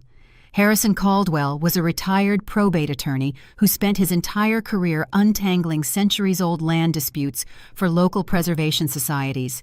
He operated out of a dusty, cluttered office on the ground floor of a weathered brownstone. The space smelled of dried leather binding glue and steeped black tea. Stacks of yellowing deeds and property surveys covered every available surface. Harrison was a tall, thin man with sharp, observant eyes and a quiet, methodical demeanor. He listened to my story without interrupting. He examined the velvet box and used his own magnifying loupe to study the covenant engraving beneath the sapphire. He set the ring down on his scarred wooden desk and folded his hands. He delivered the harsh reality without softening the blow. He confirmed that Liam threat was entirely accurate. Massachusetts intestacy statutes heavily favored Diane. In the absence of a registered modern will, the Commonwealth defaults to the closest living descendant. Harrison explained that if I filed a standard dispute, Diane lawyers would simply file a motion to dismiss my claim based on her superior standing. The probate judge would grant her administrative rights over the estate, and the developer would have the green light to pave over the salt marsh before I could even request an appeal hearing. The air in the dusty office felt impossibly heavy. I stared at the floorboards, feeling the last remnants of my hope evaporating. I had the physical key to the trust, but the doors were legally deadbolted from the inside. I told Harrison that Diane had already proven she was unfit to manage the estate because she pawned the heirloom to pay a bail bondsman. I pleaded with him to find a way to make the judge see her true character. Harrison leaned forward and pulled a heavy, leather-bound reference book from a nearby shelf. He explained that character assassinations did not win probate cases. The court required documented legal disqualifications. He opened the book and began tracing his finger down a column of dense, archaic text. He told me the 1948 covenant attached to my grandmother trust predated modern municipal zoning laws. The old Boston families drafted these trusts with ironclad internal rules to prevent reckless heirs from squandering generational wealth. He found the specific passage he was looking for and tapped the page. He discovered a narrow, precise loophole hidden deep within the covenant bylaws. The trust included a strict forfeiture clause. The document stipulated that the designated executor must safeguard the identifying artifact. If the primary heir abandoned the physical key through an illicit commercial sale or a pawn transaction, they automatically and permanently forfeited their executorship. By treating the sapphire as common scrap metal, Diane had unwittingly triggered the legal mechanism that stripped her of her power. A sharp spark of relief flared in my chest, but Harrison quickly extinguished it. He raised a warning finger. He explained that claiming she sold it was not enough. I could not stand in front of a stern New England judge and offer hearsay about a fight in a kitchen. The court would demand undeniable documentary proof of the commercial abandonment. I needed the original transaction record. I had to produce the physical receipt from the Saugus gold buyer, bearing my mother-verified signature and the date she exchanged the heirloom for the bail money. The physical toll of the past 24 hours crashed into my nervous system. The violent struggle with Diane, the vicious threats from Liam, the impending destruction of the coastal wetlands, and now the impossible legal hurdle all compounded into a crushing physical weight. My vision blurred at the edges. The room began to spin. A sour, metallic wave of nausea rolled through my stomach. I clamped a hand over my mouth. I slid out of the leather guest chair and dropped to my knees, clutching the edge of the mahogany desk. I dragged the small wire wastebasket toward me. My body convulsed. I dry heaved into the empty bin. My shoulders shook with involuntary spasms. It was a visceral, humiliating display of total exhaustion. I felt incredibly small and entirely inadequate for the war I was trying to fight. I was a marine biologist accustomed to cataloging tidal pools. I was not a corporate raider equipped to battle luxury developers and ruthless family members. Harrison did not act shocked or disgusted by my breakdown. He stood up from his desk and walked to a small water cooler in the corner of the room. He filled a paper cup and knelt beside me. He placed the cold cup into my trembling hands. He told me to take slow, deep breaths. He waited patiently while the panic attack subsided and the nausea slowly receded. I drank the cold water and wiped my mouth with the back of my sleeve. The harsh reality of the situation solidified in my mind. The Route 1 pawn shop owner was a sleazy opportunist who had already lied to my face. He told me he melted the ring down to protect his own profitable back-channel flip. Asking him to voluntarily hand over an incriminating ledger showing he fenced a priceless estate artifact was absurd. He would laugh me out of his store. But Harrison made the legal mechanics clear. Without that signed receipt, Diane would retain control of the probate court, and the bulldozers would destroy Cape Ann. I had to secure that document. That meant driving back to the neon-lit strip of highway I despised. It meant walking back into a den of opportunistic criminals and forcing a man who dealt in stolen goods to surrender his financial records. Are you willing to step back into the darkest, sleaziest part of your past to secure your future? I pulled myself off the floorboards and sat back down in the leather chair. I set the empty paper cup on the desk. My hands were still shaking, but my mind was clear. I grabbed the legal notes Harrison had scribbled on a yellow pad and folded them into my coat pocket. I was terrified of the confrontation ahead. I had no idea how I was going to compel a hardened gold buyer to cooperate, but I knew it was my only path to victory. I thanked the retired attorney for the water and the road map. I walked out of the quiet brownstone into the bustling Boston streets.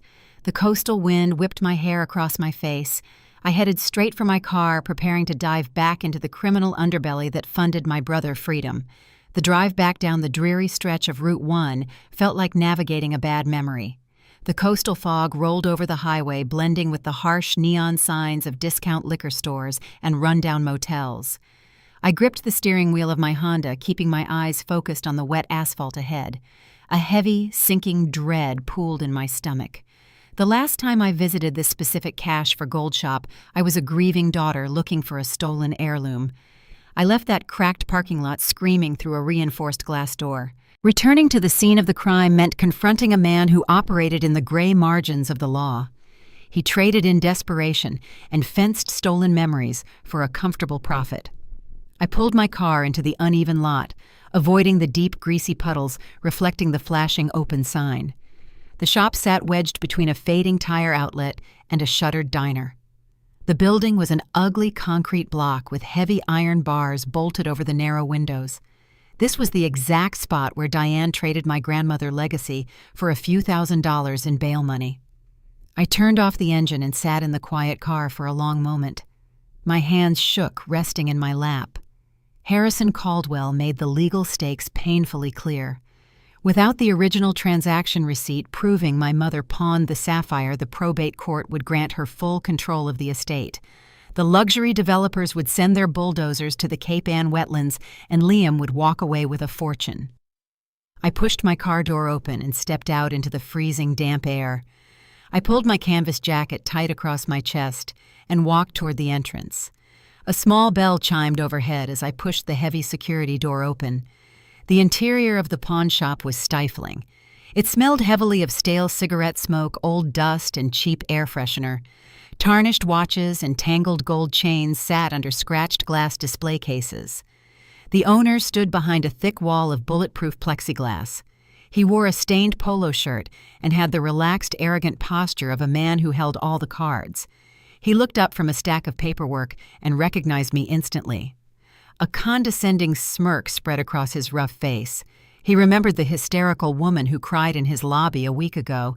He assumed I was back to beg for a ring he no longer possessed. I walked up to the smudged partition. I did not have a slick cinematic monologue prepared. I did not have a lawyer standing beside me to issue a subpoena. I just looked at him and asked for the transaction record. I told him I needed the printed ledger showing Diane Vance pawned an antique sapphire ring 6 months ago. The owner let out a harsh, grating laugh. The sound echoed off the low ceiling. He crossed his thick arms over his chest and leaned back against his stool. He informed me his transaction records were strictly confidential. He said he was not in the business of handing over his private bookkeeping to random girls who walked in off the street. He knew exactly what I was asking for and why he could not give it to me. Handing over that specific receipt meant providing documented evidence that he fenced a restricted estate artifact. It meant leaving a definitive paper trail connecting his business to a stolen heirloom he later sold through an untraceable back channel to Elias Thorne. Providing that ledger exposed his illicit flip. He told me to turn around and walk out the door before he called the local precinct to report me for trespassing. I stood my ground, but my knees felt weak. Panic clawed at the back of my throat. I had no legal authority to compel him to open his files. He held the power, and he enjoyed watching me squirm. I scanned the cramped shop looking for any possible leverage. My eyes drifted past the cheap jewelry displays and focused on the heavy steel door leading to his back workroom. The door was propped open a few inches, allowing a box fan to circulate the stagnant air. A sharp, acrid scent drifted from the back room into the customer lobby. It burned the delicate lining of my nostrils. It was not dust or old metal. It was the distinct odor of highly concentrated industrial solvents. My marine biology training kicked in, bypassing my immediate fear. I spent years analyzing coastal water toxicity levels and tracing industrial runoff in the local tributaries around Gloucester. I knew the specific chemical profile of nitric and sulfuric acids. Unscrupulous jewelers often used a potent mixture called aqua regia to dissolve gold and strip away heavy metallic tarnishes. The corrosive fumes rolling out of his back room were unmistakable. I looked over my shoulder through the barred front window. The concrete building backed directly onto the muddy embankments of the Saugus River. It was a fragile estuarine ecosystem struggling to survive amidst the dense highway sprawl. The environmental regulations in Massachusetts regarding the disposal of caustic acids were incredibly strict. I turned back to the plexiglass window. My heart hammered a frantic rhythm against my ribs. I did not deliver a brilliant legal maneuver. I improvised using the only weapon I had. I told him I was a state environmental conservationist. My voice shook with nervous adrenaline, but I forced the words out. I pointed toward the partially open steel door. I said I recognized the distinct chemical signature of untreated aqua regia. I told him I knew he was not paying the exorbitant fees for commercial hazardous waste disposal. I accused him of washing raw toxic solvents straight down his floor drains and pumping heavy acids directly into the Saugus River watershed. The smirk dropped from his face. The casual, arrogant posture vanished. He uncrossed his arms and stood up straight, staring at me through the thick plastic barrier. I pressed my advantage, pushing through the anxiety choking my voice. I told him the Massachusetts Department of Environmental Protection did not play around with estuarine contamination. I threatened to walk out to my car and call the regional EPA office. I promised to have a federal hazmat team swarming his property and ripping up his concrete foundation within the hour. I told him the environmental fines for illegal toxic dumping started at $50,000 a day and carried mandatory federal prison sentences. It was a clumsy, desperate bluff. I had no immediate authority to summon a federal hazmat team. I was guessing about the floor drains based on the harsh chemical smell and his proximity to the river. But people who run illicit businesses live in constant fear of federal audits. They operate in the shadows, avoiding government scrutiny at all costs. The thought of environmental regulators tearing up his plumbing and seizing his financial hard drives terrified him. The color drained from his face, leaving his skin a sickly pale gray. He looked at the phone sitting on his counter and then looked back at me. He swallowed hard, his Adam apple bobbing in his throat. He did not say another word. He turned his back and walked over to a bulky laser printer sitting on a cluttered metal desk. He typed a rapid series of commands into his keyboard. The machine whirred to life and spat out a single sheet of white paper. He snatched the page from the tray and slid it through the narrow slot under the plexiglass. He told me to take the paper and never step foot on his property again. I grabbed the document with trembling fingers. My eyes scanned the black ink. It was an official pawn shop purchase ledger. It detailed the exact date from 6 months ago. It listed the item as a vintage gold band with a blue stone. At the bottom of the page, resting on the seller's signature line, was my mother looping familiar handwriting. It clearly read, Diane Vance. It was the undeniable documentary proof of commercial abandonment Harrison Caldwell required. Diane had forfeited her executorship in black and white. I did not stay to exchange any final words. I turned on my heel and sprinted out the heavy security door. I ran across the cracked asphalt parking lot toward my Honda. I gripped the paper so tight, the edge tore slightly under my thumb.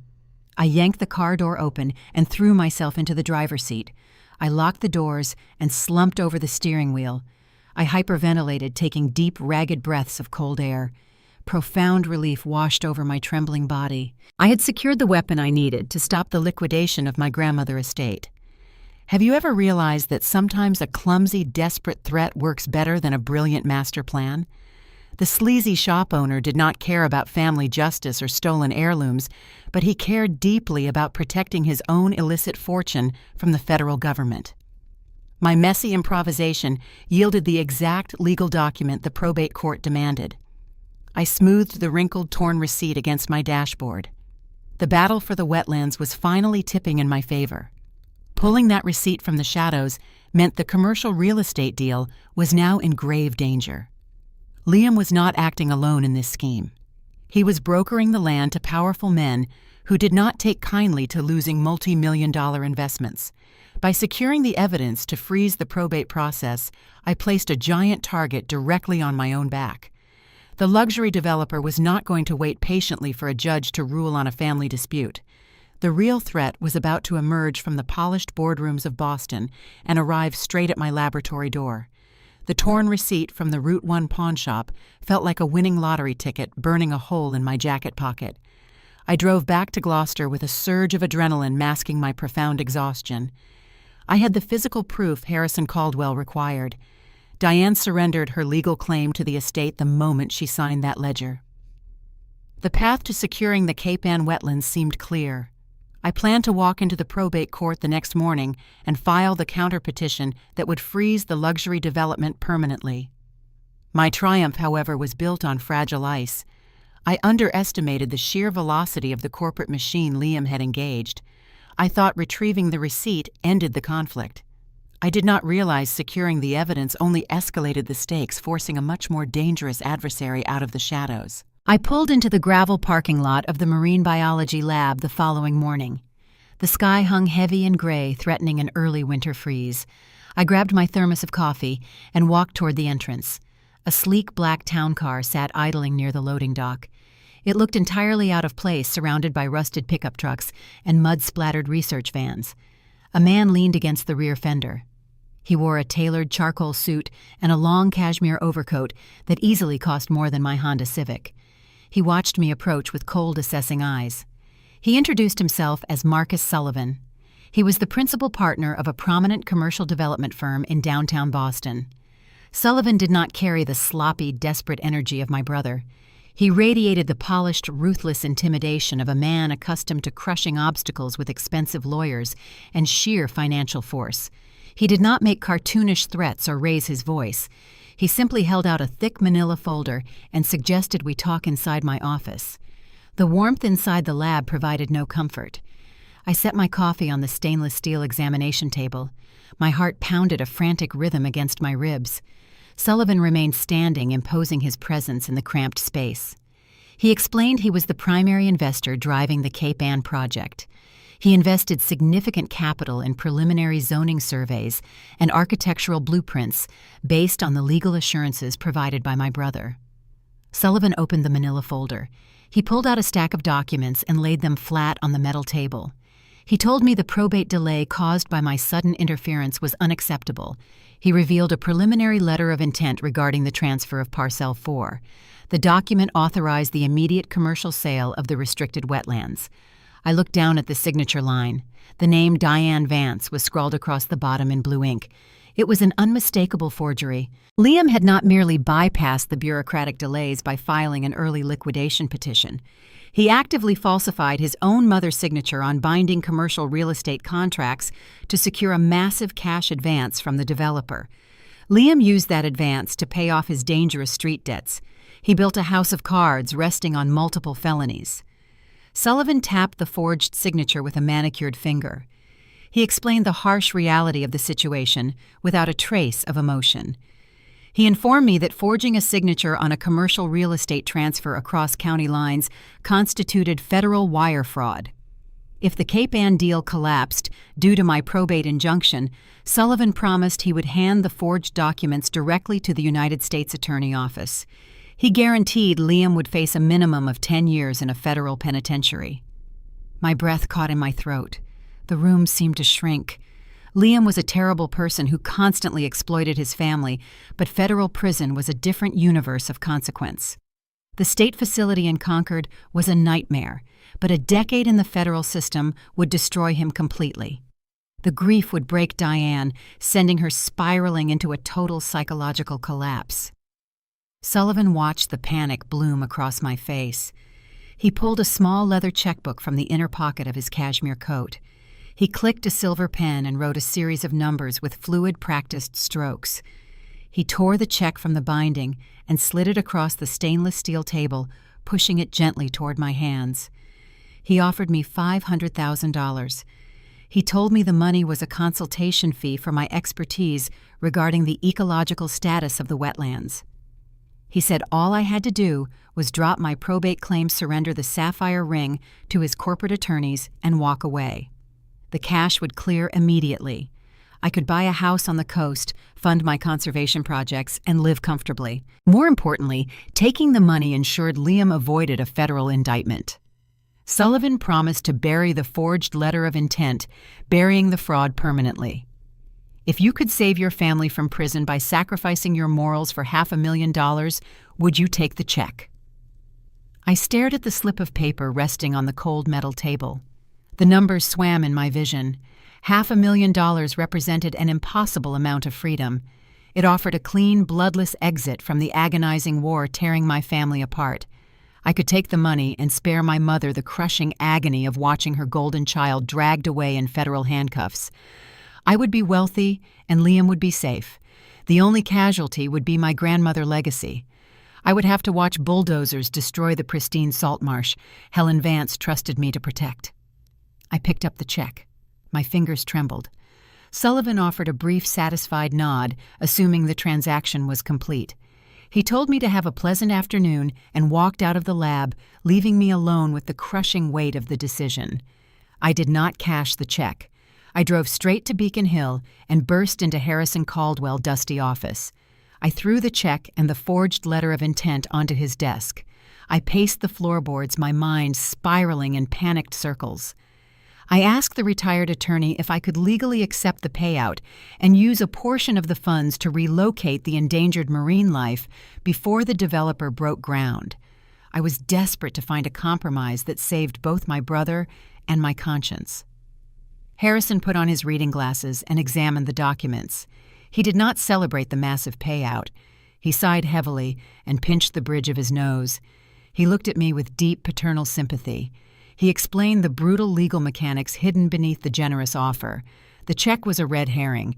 It was not a generous buyout. It was a carefully constructed legal trap. Harrison pointed to the memo line on the check and cross-referenced it with the developer-drafted non-disclosure agreement attached to the folder. Sullivan was a seasoned corporate predator. He structured the payout to bind my silence. Harrison explained that Liam committed a federal crime the moment he forged the signature and accepted the cash advance. If I deposited that check knowing the underlying transaction was fraudulent, I legally became an accessory after the fact. Taking the money tied me directly to the wire fraud conspiracy. Sullivan was using the payout to ensure I could never testify against him or halt the development in the future without incriminating myself. The developer was not buying my silence. He was purchasing my complicity. The illusion of a clean exit shattered, leaving me staring into an abyss. I could not take the money without risking my own freedom. Dropping the probate claim without taking the money meant abandoning my grandmother land to a ruthless corporation. Fighting for the wetlands meant triggering the very investigation that would send Liam to federal prison. There was no compromise. There was no middle ground. I sat in the leather guest chair and buried my face in my hands. The tears came hot and fast, staining my fingers. I wept openly in the quiet office. Choosing the right path meant I had to actively pull the trigger on my own brother destruction. It meant looking my mother in the eye and knowing my actions sealed her son's fate. I was forced to choose between the living family I despised and the memory of the grandmother I loved. Harrison gently pushed a box of tissues across the desk. He did not offer empty comfort or pressure me to make a decision. He simply waited while the reality of the impending battle settled deep into my bones. I wiped my face and looked at the voided check. I knew what I had to do. Protecting the sanctuary required burning down the rest of my family. I stood up and asked Harrison to prepare the injunction paperwork for the following morning. The luxury developer forced my hand, and now I was ready to bring the entire corrupt structure crashing to the ground. The ticking clock finally hit zero. The grace period evaporated, leaving behind a crushing, suffocating pressure. Marcus Sullivan corporate attorneys formally pushed the real estate closing through the municipal zoning board. The heavy earth-moving equipment was already staged on the gravel access road.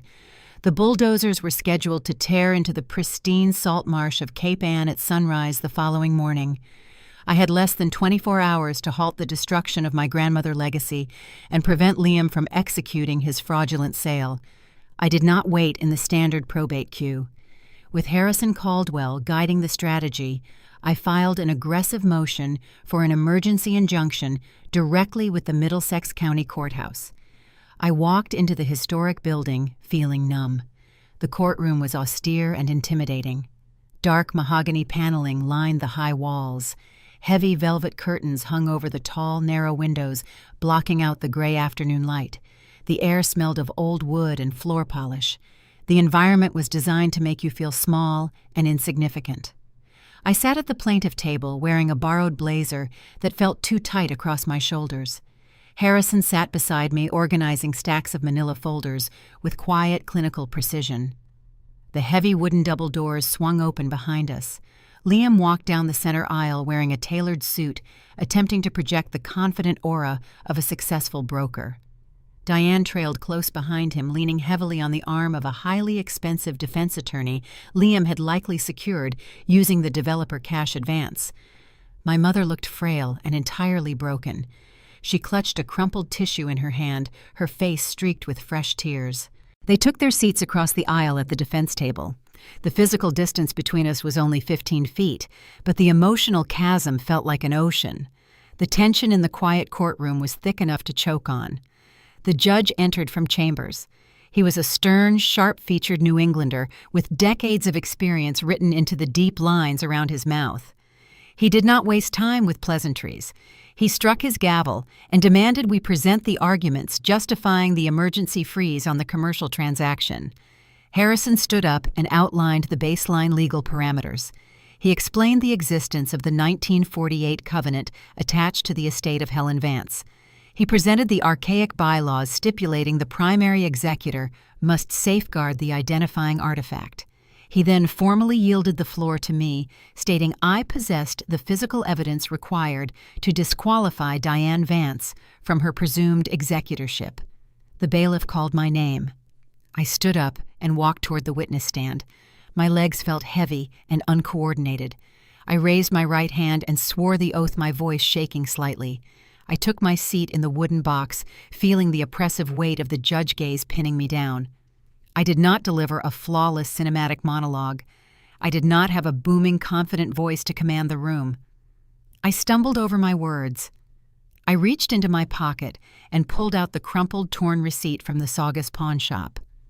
I handed the document to the bailiff, who passed it up to the bench. I explained how Diane took the heirloom from my nightstand without permission. I detailed how she treated the restricted artifact as common scrap metal, exchanging it for $3,000 in pure cash to secure a bail bond for Liam. I stated clearly that her commercial abandonment of the Sapphire legally triggered the strict forfeiture clause hidden within the trust covenant.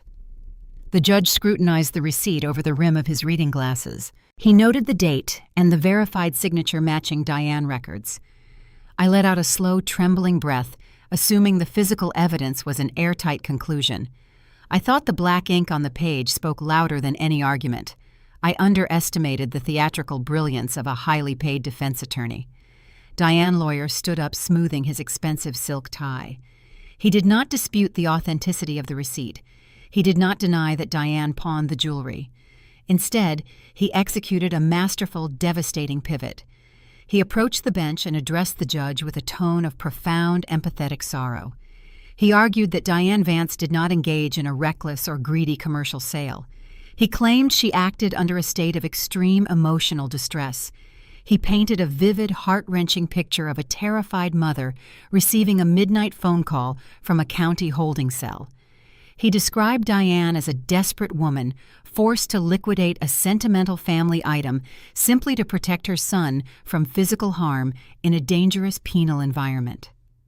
The attorney gestured toward Diane, who wept openly at the defense table, burying her face in her hands. He implored the judge to exercise judicial leniency. He argued the court should not punish a mother for demonstrating unconditional love under agonizing duress.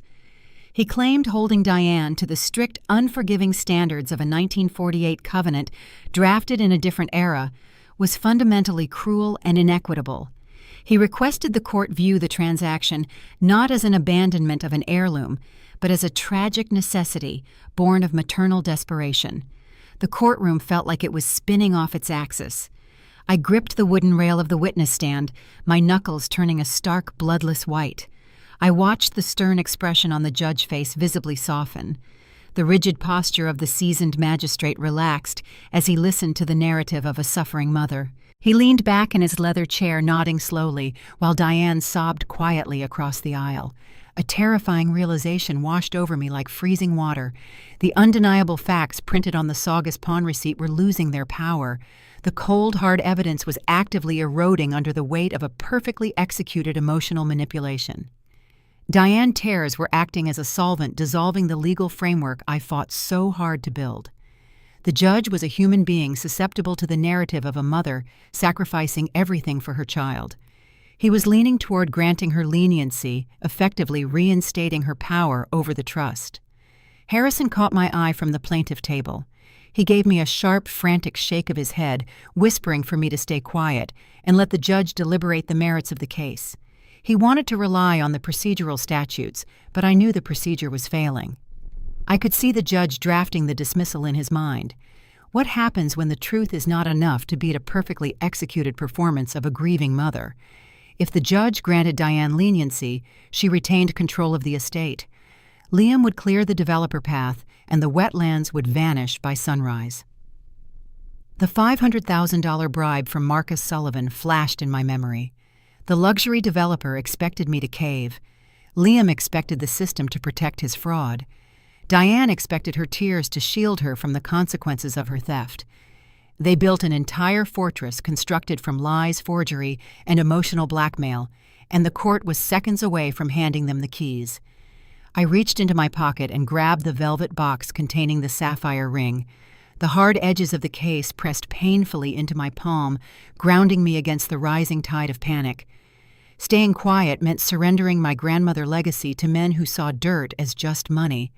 Playing by the standard rules of decorum meant allowing a massive federal crime to proceed under the guise of family hardship. The emotional performance masked a rotten, corrupt core, and I was the only person in the room holding the match that could ignite the powder keg. I took a deep breath, bracing myself to detonate my own life right in front of the magistrate. The judge lifted his pen. He hovered the ink over the formal dismissal paperwork. Harrison Caldwell grabbed my wrist under the table. His grip was tight and frantic. He leaned in and whispered a harsh warning for me to stay in my seat. He wanted to trust the archaic procedural statutes. He believed the legal system would eventually correct itself if we just maintained decorum.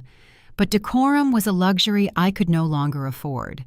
Playing by the rules meant watching my grandmother's legacy turned into a luxury condominium complex by sunrise.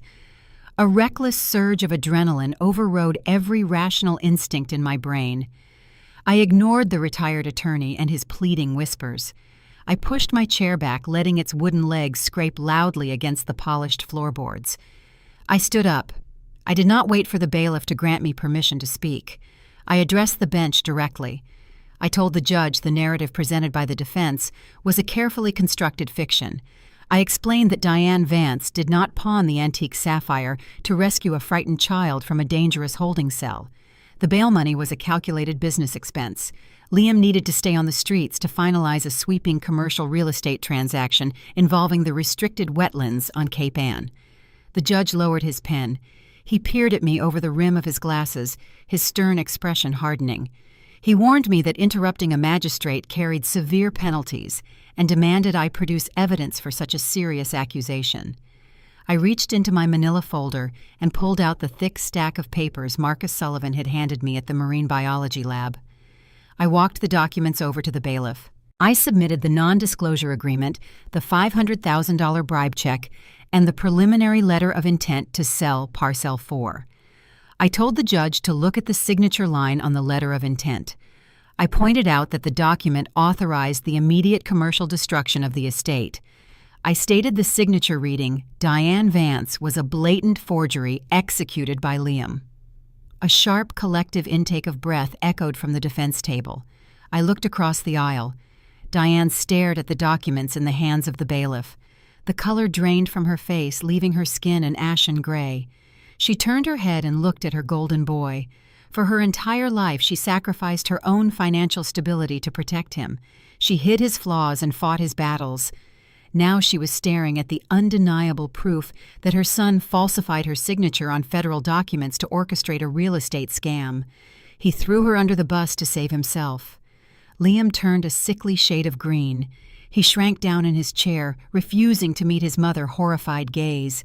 His expensive defense attorney looked blindsided, scrambling to read the copies of the contracts I just entered into the court record.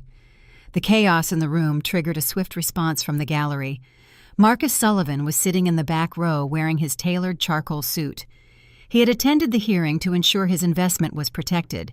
He gave a sharp nod to a man sitting beside him. The man stood up and confidently pushed through the swinging wooden gate separating the gallery from the litigation tables. He introduced himself as the corporate counsel for Sullivan Development Group. The corporate lawyer did not try to defend Liam or Diane. He executed a ruthless legal pivot to protect the land acquisition. He addressed the judge explaining that regardless of the forgery or the ongoing family dispute, the commercial development was legally sound. He presented a private environmental survey hired by Sullivan firm. The lawyer argued the Cape Ann salt marsh was classified as ecologically dead. He stated the tidal pools were stagnant and the wildlife had long since abandoned the area.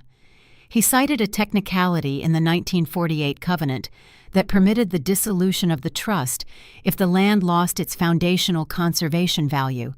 He demanded the court lift the injunction and allow the bulldozers to break ground in the morning. The judge flipped through the private surveyor report. The corporate logic was cold and efficient. If the land held no environmental worth, the historic protections became obsolete. Sullivan was using his vast financial resources to bend the zoning laws to his will. They expected me to fold.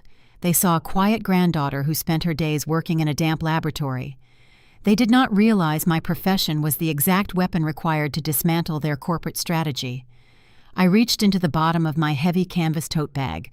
I pulled out a thick-bound document stamped with the official seal of the United States Fish and Wildlife Service. I marched back to the bailiff and handed the report up to the bench. I spoke with the calm, authoritative precision of a trained marine biologist.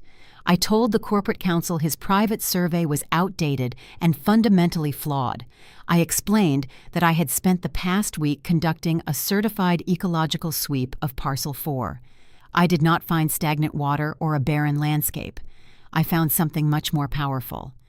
I informed the court that I had located and documented a thriving nesting ground of piping plovers hidden deep within the tall marsh grass. The piping plover is a fragile migratory shorebird protected under the Federal Endangered Species Act. I explained the biological significance of the discovery, detailing how the birds rely on that specific, undisturbed coastal habitat for their survival. I turned to face Marcus Sullivan, who was still sitting in the gallery. I told him the federal protections surrounding the piping plover were absolute and unforgiving. By law, a designated nesting habitat triggers an immediate and permanent federal stop work order. No zoning board could override it. No high-priced corporate attorney could find a loophole around it. I told the developer that if his bulldozers touched a single grain of sand on that shoreline, the federal government would seize his equipment and bury his firm in crippling environmental fines. The corporate lawyer stopped speaking. He leaned over the bench to read the federal seal on my biological report. His shoulders slumped. He turned around and looked at his boss. He gave a slow, definitive shake of his head. The multi-million-dollar development project was officially dead. The land was legally untouchable. The polished, intimidating facade of Marcus Sullivan shattered in an instant. He realized he had paid Liam a staggering cash advance for a piece of dirt that held zero commercial value. The developer stood up in the middle of the quiet courtroom, his face flushed with unbridled fury. He pointed a manicured finger directly at Liam. Sullivan did not care about court decorum. He raised his voice, demanding his money back. He loudly fired Liam as his brokering agent right there on the public record. He promised to file a federal lawsuit for wire fraud before the sun set. He warned Liam that the dangerous men holding his street debts were about to become his primary concern because the corporate safety net was gone. Sullivan buttoned his overcoat, turned on his heel, and stormed out of the historic building. The heavy oak doors slammed shut behind him. Liam sat frozen at the defense table. The reality of his situation crashed down on him. He had no developer payout. He had no legal defense fund. He had dangerous creditors waiting for him and a federal fraud indictment looming over his head. He looked like a cornered animal, realizing the trap had permanently sprung. The judge struck his wooden gavel hard against the sounding block, demanding order. He glared down at the defense table, his expression a mask of profound disgust. He stated he had zero tolerance for coordinated deceit or the manipulation of the probate court. He denied the plea for maternal leniency. He ruled the Saugus pawn shop receipt stood as clear, irrefutable evidence of commercial abandonment. The judge declared Diane Vance unfit to serve as the executor of the estate. He definitively disqualified her from the trust, citing her complicity in the real estate fraud as confirmation of her bad faith. He ruled in favor of my emergency injunction, freezing the assets and halting any potential sale. I walked back to the plaintiff table and took my seat. The reckless adrenaline that fueled my testimony evaporated in a rush, leaving me drained and hollow. Severe tremors racked my hands and traveled up my arms. I sat on my hands trying to hide the shaking. Have you ever blown up your entire life just to make sure the truth finally sees the light of day? I looked across the aisle at the wreckage of my family. Diane sat weeping softly, mourning the loss of the suburban comfort she had leveraged to save a son who forged her name. Liam stared blankly ahead, facing the terrifying reality of a state prison sentence. Their carefully constructed facade of wealthy Newton elites was reduced to ashes in front of a sitting magistrate. The war was over. I had secured my grandmother legacy, but there was no joy in the victory. I sat in the austere courtroom watching the people who raised me disintegrate before the law. The truth had set the wetlands free, but the cost of the battle was everything I had ever known. It has been 6 months since the wooden gavel fell in the Middlesex County Courthouse. The sharp adrenaline that fueled my fight evaporated long ago. It left behind a vast, quiet space in my life. Movies often show this protagonist popping champagne after a courtroom victory. They show cheering friends, clinking glasses, and celebratory dinners under warm restaurant lights. My reality looked nothing like a Hollywood script. The peace I secured felt hollow and heavy. I woke up each morning, drove to the marine biology lab in Gloucester, logged my coastal erosion data, and returned to my small apartment. The quiet in my living room was deep and unbroken, but it was a safe quiet. I no longer jumped when my phone rang. I no longer scanned the parking lot searching for my mother vehicle. The war was over. The battlefield was clear of the smoke. The luxury developer Marcus Sullivan made good on his threat before the sun set on the day of the hearing. He handed the forged real estate contracts and the fraudulent letter of intent directly to the federal authorities. The federal prosecutors did not care about family drama or suburban excuses. They saw a clear documented case of wire fraud. Liam lost his real estate broker license permanently. The judge factored in his repeated drunk driving offenses, his probation violations, and his attempt to manipulate a protected land trust during the sentencing phase. He was not sent to a minimum security white-collar camp. Liam is currently sitting in a cell at the MCI Concord State Prison facility. He is serving a mandatory 3-year sentence. The expensive tailored suits and the arrogant swagger are gone. He wears standard-issue uniform cotton and follows a strict concrete schedule dictated by prison guards. He cannot charm his way out of a cell block. He cannot broker a side deal to get a better cafeteria assignment. The walls of Concord are thick and unforgiving. He is finally experiencing the rigid, uncompromising boundaries he spent his entire adult life dodging. There is no mother waiting in the visitor room to hand him a blank check. The fallout from my mother was a slow, agonizing descent into her worst nightmare. Diane spent decades building a pristine suburban facade in Newton.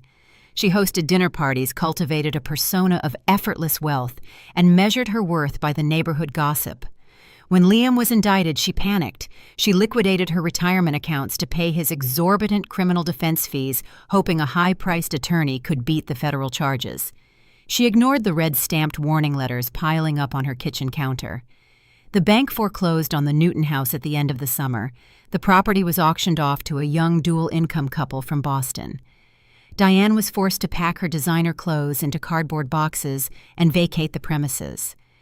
The poetic justice of her situation offered me no joy. It was just a brutal, inevitable consequence of her own choices.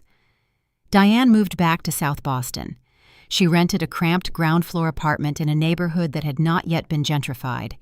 It is the exact kind of freezing triple-decker building she spent her entire youth trying to escape. I drove past the street once, but I did not stop my car. I know what the inside of that apartment feels like because it reflects the state of her mind. The walls are thin, and the harsh winter drafts seep through the cheap window frames.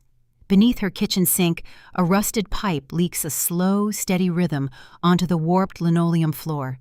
It is the exact same plumbing issue Liam rigged with duct tape back in the Newton house. Only now, she does not have the money or the equity to call a professional plumber. She sits in that cold, damp apartment listening to the water drip. It is a persistent, quiet reminder of the son who broke her and the daughter she threw away to save him. The cycle of her deep, unhealed trauma swallowed her whole, leaving her exactly where she started. I stood on the edge of Parcel 4 on a freezing Tuesday morning. The harsh coastal wind whipped off the Atlantic Ocean, stinging my cheeks and tangling my dark hair. The sky was a pale, bruised purple blending into the dark, churning water. It was bitter and cold and flawless. The wooden survey stakes Liam had driven into the mud were gone. The neon pink plastic ribbons were removed and thrown into a dumpster. The salt marsh stretched out before me, wild and undisturbed. Deep in the tall reeds, the piping plovers were securing their nesting grounds, safe under the ironclad protection of federal environmental law. No luxury developer would ever touch a single blade of grass on this shoreline. The land was safe. I reached inside the collar of my thick canvas jacket. The vintage sapphire ring rested against my collarbone. I did not wear the heirloom on my finger. The delicate gold band felt too fragile for my daily work hauling testing equipment and charting tidal pools. I threaded the ring onto a thick silver chain and wore it around my neck. The cool metal pressed against my skin, acting as a constant physical tether to Helen Vance. I had honored the 1948 covenant. I had defended the sanctuary she loved. In return, the land had provided the exact weapon I needed to defend myself. The archaic trust and the fragile shorebirds became my ultimate shield against the greed of my own blood. I looked out at the rolling gray waves crashing against the granite breakwater. I did not feel a soaring sense of triumph. I did not pump my fists in the air or smile at the distant horizon. A deep, profound grief settled in my chest. I mourned the family I was forced to dismantle. I grieved for the mother who could not love me enough to protect me. I grieved for the brother who let his entitlement rot his soul. I had to become the architect of their ruin to preserve my grandmother legacy. It was a terrible, crushing burden to carry. I bent down and picked up a smooth, flat stone from the muddy embankment. I rubbed the cold rock between my thumb and forefinger, feeling the rough texture. I pulled my arm back and skipped the stone across the surface of the freezing water. It bounced twice, throwing small droplets into the air before sinking into the dark depths. The tears came unprompted. They were not neat or cinematic. They were messy and imperfect. I cried quietly into the biting wind, wiping my nose with the back of my gloved hand. I let the sorrow wash over me without trying to suppress it. The tears felt different today. They were not born of panic or betrayal. They were the tears of a survivor surveying the wreckage left behind after a brutal storm. My chest heaved as I took a deep breath of the sharp, salty air. For the first time in 28 years, my lungs expanded fully. The suffocating pressure of Diane expectations and Liam chaos was gone. The heavy, toxic gravity of my family had finally released its hold on my throat. I exhaled a long, white cloud of breath into the freezing morning. I was standing alone on a desolate stretch of Massachusetts coastline, but I was not lost. The path to this quiet marsh was paved with broken relationships and shattered illusions. I had to expose my mother theft and hand my brother over to a federal judge. I had to sever the ties to the people who raised me to protect the truth. Sometimes winning the war means you have to burn down your own house. You have to stand in the ashes of the life you thought you had and build something new from the embers. I pressed my hand against my chest, feeling the shape of the sapphire ring beneath my coat. The wind howled around me, carrying the scent of salt and endurance. Was it worth it? Yes. I traced the silver chain around my neck, feeling the solid weight of the sapphire resting against my collarbone. The journey from that shattered coffee mug in the Newton kitchen to this freezing, quiet expanse of Cape Ann changed the fundamental architecture of my mind. People often ask how you survive dismantling your own family. The truth is, you do not survive as the person you were. You survive as someone entirely new. Standing in the ashes of the life I used to know, 5 distinct truths crystallized in the cold New England air. First, shared blood is a biological fact, not a moral shield. We are conditioned to believe family loyalty is an unbreakable contract. When the people who share your last name use that contract to excuse their theft and manipulation, the healthiest thing you can do is tear the paper up. Loyalty without mutual respect is just captivity. Second, the justice system is not a parent. It does not care about broken hearts, stolen memories, or who deserves a happy ending. The law is a cold grinding machine built on procedural statutes and documented evidence. You cannot walk into a courtroom armed only with grief and expect the gavel to favor your tears. You have to learn the rules of the machinery, or the machinery will crush you. Third, enabling is the darkest disguise love can wear. Diane thought shielding Liam from the consequences of his actions was the ultimate maternal sacrifice. In reality, she was the architect of his demise. By constantly paying his bail and hiding his failures, she paved a direct, frictionless path to a federal prison cell. True love requires the courage to let someone fall. Fourth, a genuine legacy is defined by what you are willing to protect, not what you can liquidate. Liam and Diane looked at a pristine ecological sanctuary and saw only a developer pay out to erase their debts. Grandma Helen looked at the same salt marsh and saw a living, breathing covenant. Heritage is not cash stored in a bank vault. It is the ground you stand on and the history you refuse to compromise. Finally, peace is rarely glamorous. Healing does not arrive with a parade, a triumphant speech, or a tidy resolution. It arrives in the quiet, lonely moments after the fight ends. It looks like a small apartment, a steady job, and the messy, imperfect process of learning how to breathe without anticipating the next disaster. Sometimes securing your future means accepting that the victory will feel a lot like a funeral. I turn my back to the churning Atlantic and begin the walk to my car. My work boots leave shallow impressions in the damp soil. I am no longer the quiet daughter shrinking in the shadow of a reckless brother. I am the executor of my own life. If you have ever had to make the agonizing choice between protecting your peace and protecting the people who hurt you, you understand the high cost of this freedom. Thank you for listening to my journey. Please subscribe to Olivia Stories Revenge, hit the like button, and share your own experiences in the comments below. Have you ever had to burn a bridge to save yourself? Tell me about it. I read every single one. Stay safe, and remember to always protect your own sanctuary.